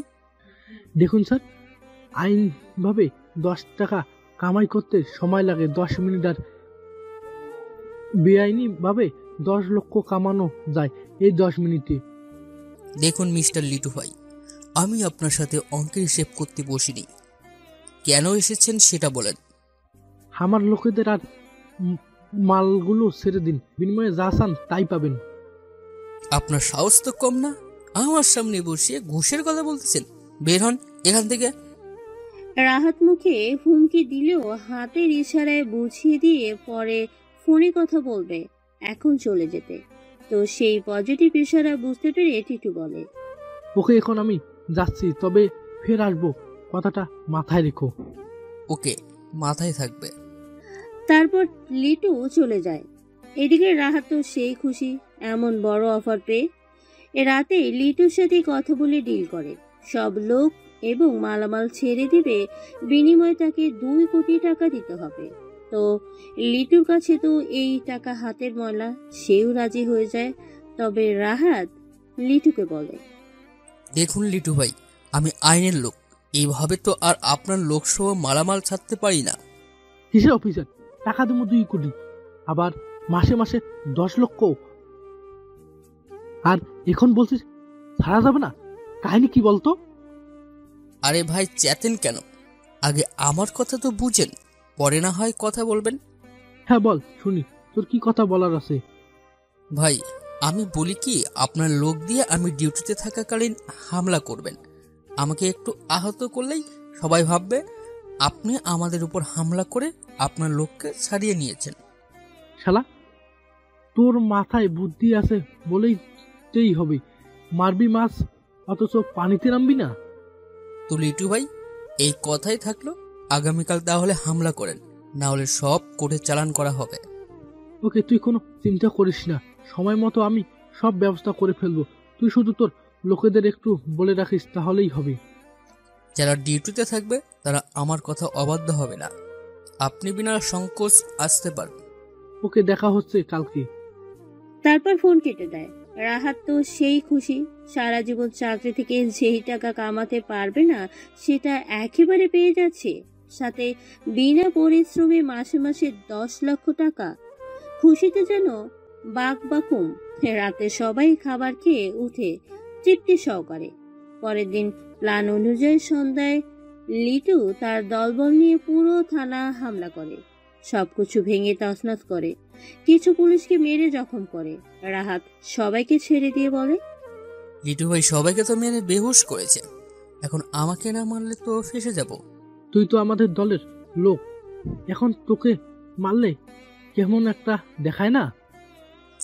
আরে ভাই, দেখা দেখি বাদ দিয়ে আমার হাতে গুলি কর, হালকা করে কপালে বাড়ি দিয়ে ভাগে তাড়াতাড়ি।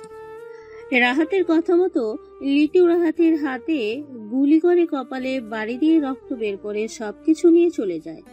রাহাত মাটিতে পড়ে ওর বাবাকে ফোন করে বলে, হ্যালো স্যার। হ্যাঁ রাহাত বল। স্যার, লিটু ভাই আমাদের উপর হামলা করে সবাইকে ছাড়িয়ে নিয়ে গেছে, কোনো কিছু রেখে যায়নি, পুরো থানা ভাঙচুর করেছে। কি বলছিস এইসব? তুই ঠিক আছিস তো বাবা? স্যার, আমার হাতে গুলি করেছে এবং অনেক মারধর করেছে, প্লিজ আমাকে বাঁচান, আমি বাঁচতে চাই। উপরে কথাটা বলেই রাহাত কল কেটে দেয়। আর এদিকে রফিক সাহেব উপর থেকে আরো পুলিশ ও ডাক্তার পাঠিয়ে দেয়। তারা এসে সবাইকে হাসপাতালে নিয়ে যায়। রাহাত হাসপাতালের বেডে শুয়ে আছে আর তার পাশে দাঁড়িয়ে আছে সবাই। রাহাত, এসব কিভাবে হলো? লিটু তার বাইরে নিয়ে আসলো আর চোখের পলকে সব তছনছ করে চলে গেল। সবাইকে দেখলাম শুধু লাঠি দিয়ে মেরেছে, একটাকেও গুলি করেনি। তোমাকে হঠাৎ করে গুলি করেছে কেন? এই জন্য তুই বলি, তোর মাথায় জ্বর ঠান্ডা ছাড়া কিছুই ঢুকবে না। আরে লিটু যখন সবাইকে মারছিল তখন আমি কেবিনে ছিলাম, আর যখন আমি বাধা দিতে যাই তখন গুলি করে। আমি ওদের দুজনকে গুলি করেছি। কথা তো সত্যি, তোর বন্ধুকে ও 2টা বুলেট কম আছে, আমি দেখলাম। কাঁচা খেলোয়াড় হয়ে তো মাঠে নামিনি বাবা, তোমাদের দোয়ায় আল্লাহ আমাকে বাঁচিয়েছে।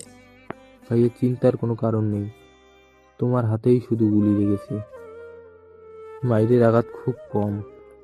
এই শালায় আমার ভাই নাকি শত্রু, শুধু কথা বাড়ায়। আরে ভাই, গুলি করার পর পর তো আমি মাটিতে পড়ে যাই, তাই ওরা 1-2টা বাড়ি দিয়ে চলে গেছে।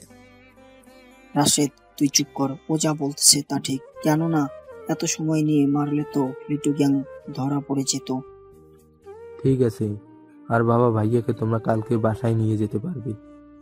না, ওকে এখানে রাখা যাবে না, লিটু আবার হামলা করতে পারে। দেখো বাবা, ভাইয়া এখন আমার পেশেন্ট, তোমার অফিসের কর্মচারী নয়। আমি যা বলবো সেটাই করতে হবে, আমি তো আর রোগীর খারাপ হতে দিতে পারি না। রে বাবা, বাড়িতে তো তুই থাকবি, ওখানে ওর লাইফ রিস্ক আছে, বোঝার চেষ্টা কর। রাসেলকে সহ কয়েকজন পুলিশকে রেখে যাওয়া পাহারাই তাহলেই তো হয়। হ্যাঁ, এটা একদম ঠিক কথা বলছিস। তারপর রাতের জন্য রাসেলকে সহ কয়েকজন পুলিশকে রেখে যায়। রাসেল রাহাতের দিকে বারবার দেখছে আর মনে মনে ভাবতেছে, যদি হাতাহাতিতে গুলি লাগতো তাহলে তো গুলি অন্য কোথাও লাগতে পারতো। দেখে তো মনে হচ্ছে একদম কাছ থেকে আস্তে ধীরে গুলি চালিয়েছে, নিশ্চয়ই এর পিছনে কোনো কারণ আছে। যদি হাতাহাতিতে গুলি লাগতো তাহলে তো গুলি অন্য কোথাও লাগতে পারতো। দেখে তো মনে হচ্ছে একদম কাছ থেকে আস্তে ধীরে গুলি চালিয়েছে, নিশ্চয়ই এর পিছনে কোনো কারণ আছে। ভাইয়া, তুমি কোনো চিন্তা করিও না, আমি সব খুঁজে বের করব। রাসেলকে এভাবে একা একাই মুখ নাড়াতে দেখে রাহাত জিজ্ঞেস করে, কিরে রাসেল, তুই একা একাই কার সাথে কথা বলছিস? কোনো সুন্দরী নাচ থাকলে তাও আলাদা কথা। না ভাইয়া, আসলে আমি ভাবছিলাম কি থেকে কি হয়ে গেল, তোমার জন্য খুব কষ্ট হচ্ছে। কষ্ট পাস না, সব ঠিক হয়ে যাবে, আর আমি তো সুস্থই আছি। আচ্ছা ভাইয়া, তোমাকে যে মেরেছে এটা নিয়ে যদি আর কে তার গ্রুপ নিয়ে তদন্ত নামে তখন কি সবকিছু খোলাসা হবে? তুই এসব বুঝবি না, আর এত বড় হামলা হয়েছে, তদন্ত তো হবেই।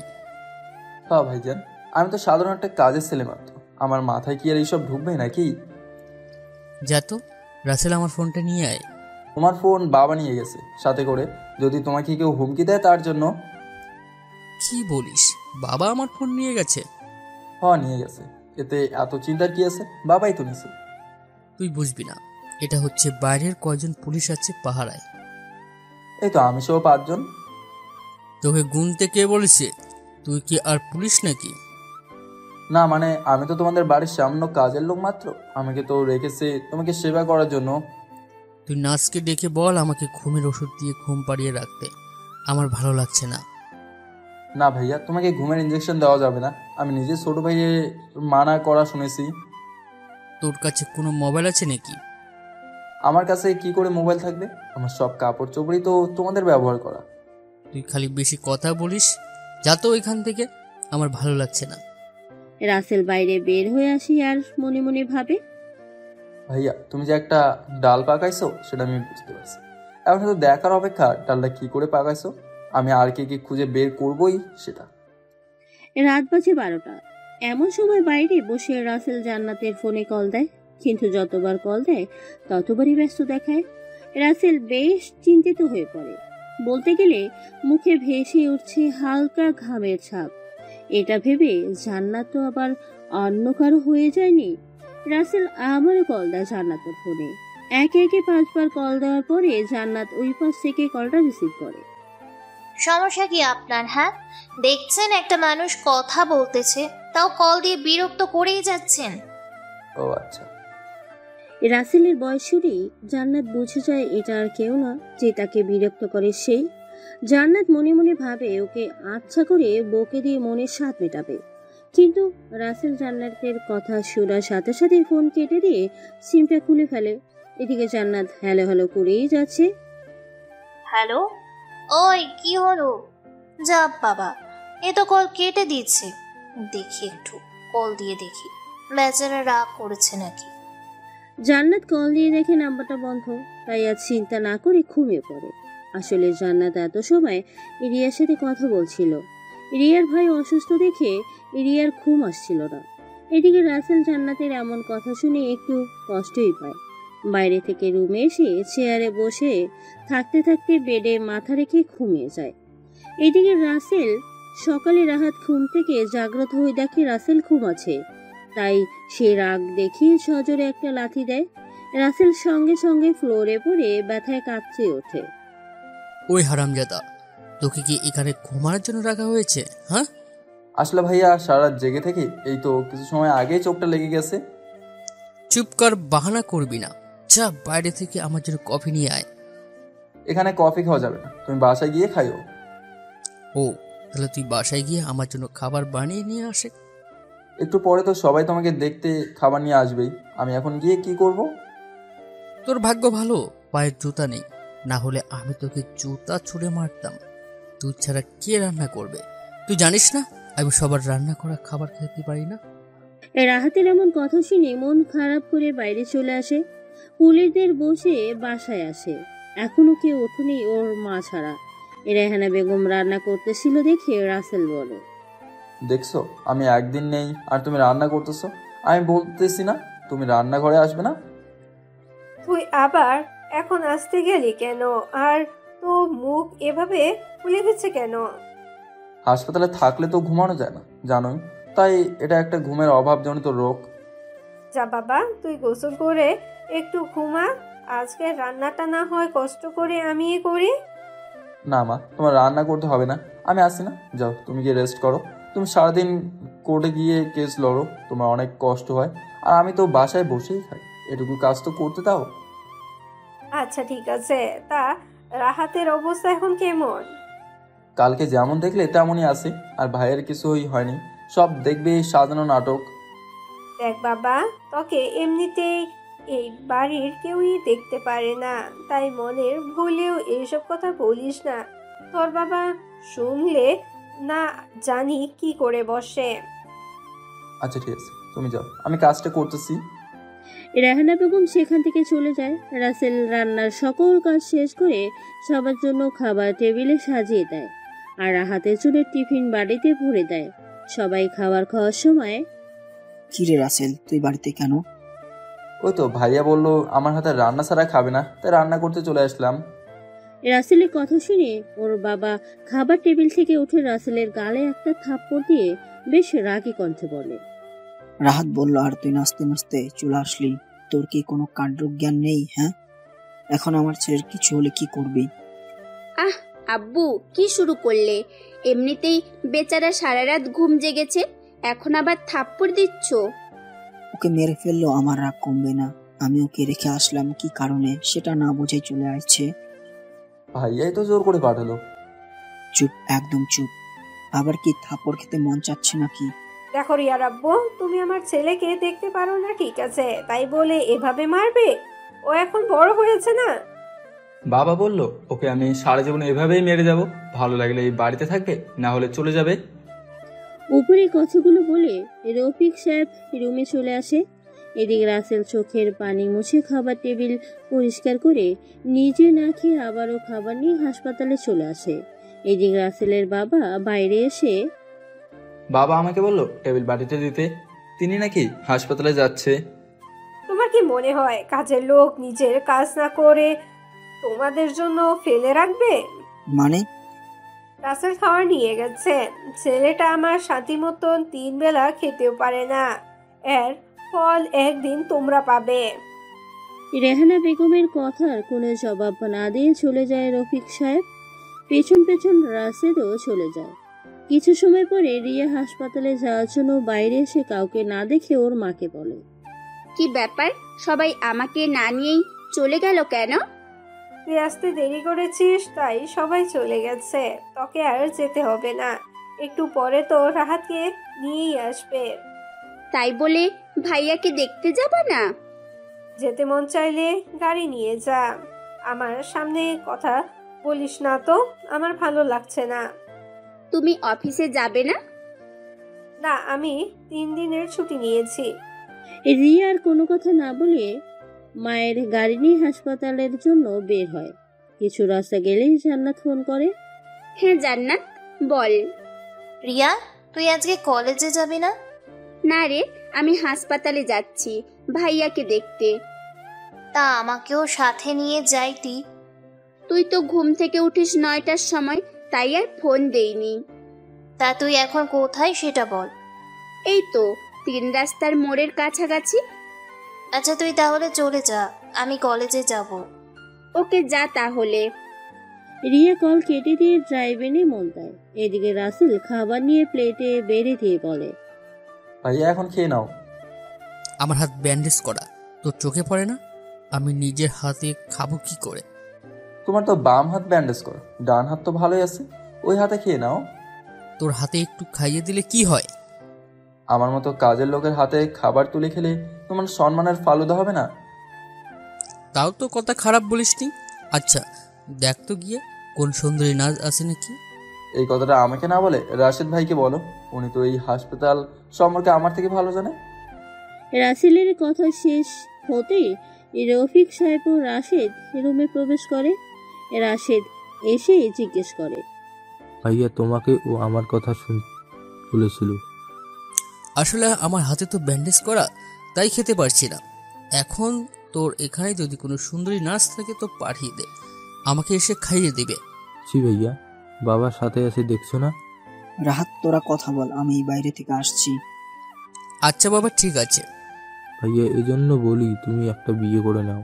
আমার কথা শুনলে আজকে এই দিন দেখতে হতো না, সেই তোমাকে নিজের হাতে আদর করে খাইয়ে দিত। দেখ ভাই, ক্ষুধা আমার পেট চোচো করতেছে, এখন খাবার খাওয়ার ব্যবস্থা কর। এই রাসেল তুই কি করিস, খাইয়ে দে। আমার হাত থেকে তো কাজের লোকের গন্ধ বের হবে। রিয়া আসুক তখন খাইও, এখন দেখি তোমার হাত কেমন। রাশেদ হাত চেক করে। এদিকে কিছু সময় পরে রিয়া রুমে এসে ওর ভাইকে বলে, বড় ভাইয়া তুমি কেমন আছো? আরে বোন, আমি কেমন আছি সেটা না জিজ্ঞাসা করে আমাকে খাবার খাইয়ে দিয়ে পেটটাকে সান্ত্বনা দে, আর ক্ষুধার জ্বালায় সহ্য হচ্ছে না। এখানে এতগুলো মানুষ থাকতে তোমাকে না খাইয়ে রাখছে, এদের তো মেরে ফেলা উচিত। রিয়া রাসেলকে মারতে গিয়েও মারল না। টেবিল থেকে খাবারের প্লেট নিয়ে রাহাতকে খাইয়ে দেয়। রাসেল রাহাতকে খাইয়ে দেওয়া দেখছে আর মনে মনে ভাবছে, রিয়া যদি আমাকে এইভাবে খাই দিত তাহলে খুব ভালো হতো। রাসেলকে এভাবে তাকিয়ে থাকতে দেখে রাহাত রিহাকে উদ্দেশ্য করে বলে, রিয়া দেখ ও কিভাবে আমার খাওয়ার দিকে তাকিয়ে আছে, ওর চোখে একটা ঘা দিত। থাক ভাইয়া, এমনিতেই সকালে বাড়িতে যাওয়ার কারণে আব্বু ওকে মারছে।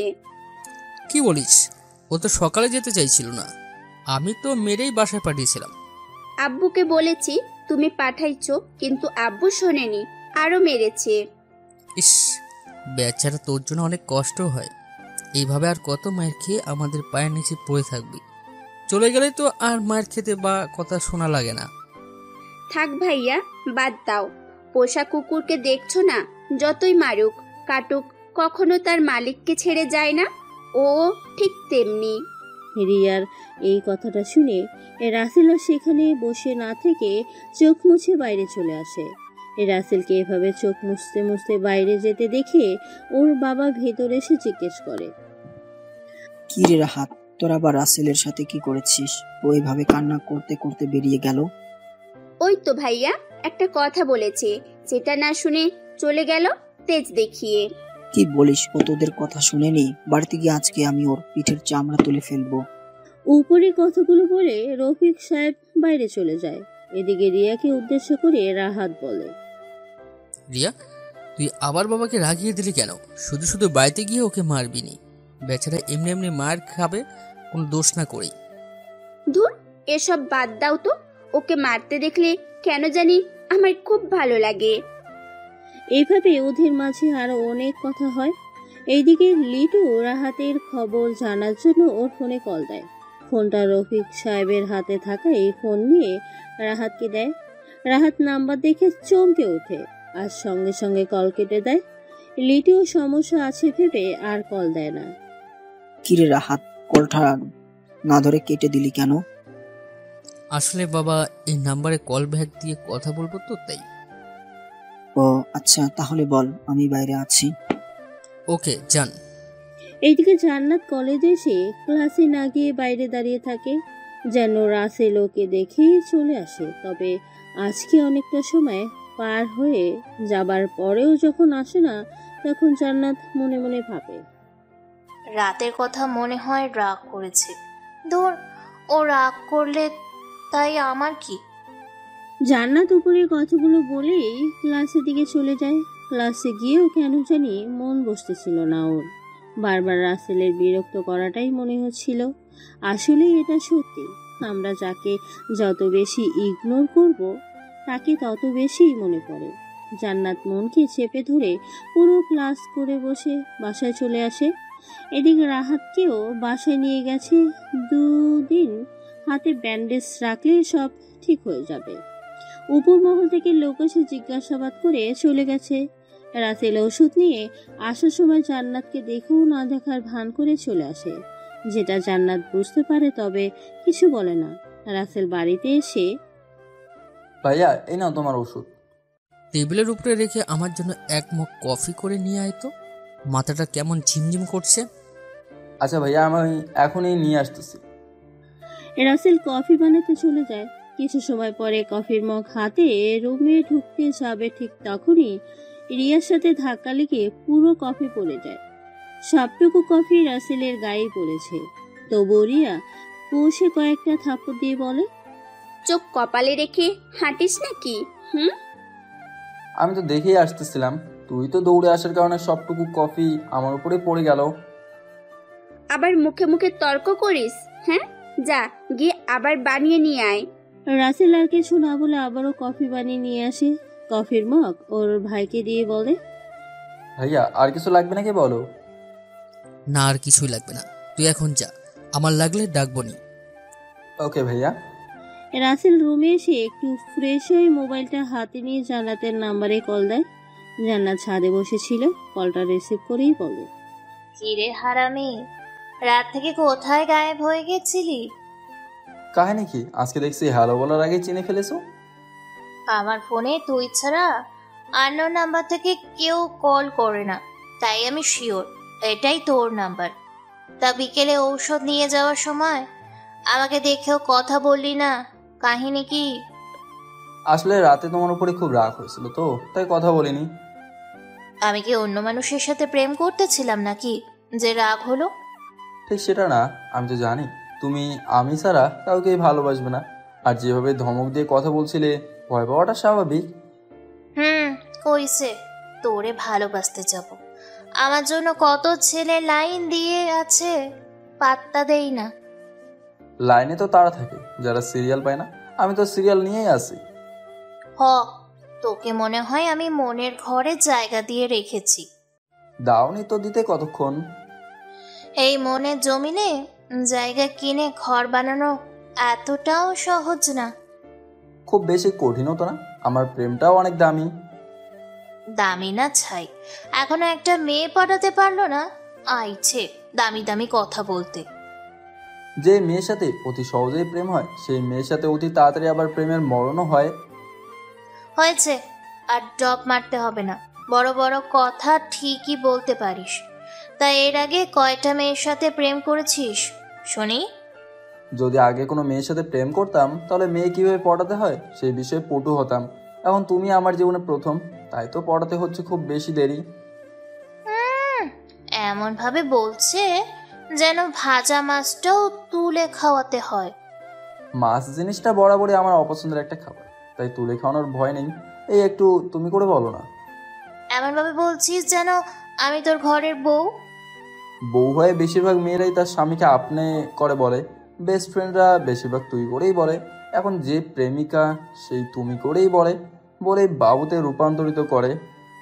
বাহ, অসাধারণ প্রতিভা।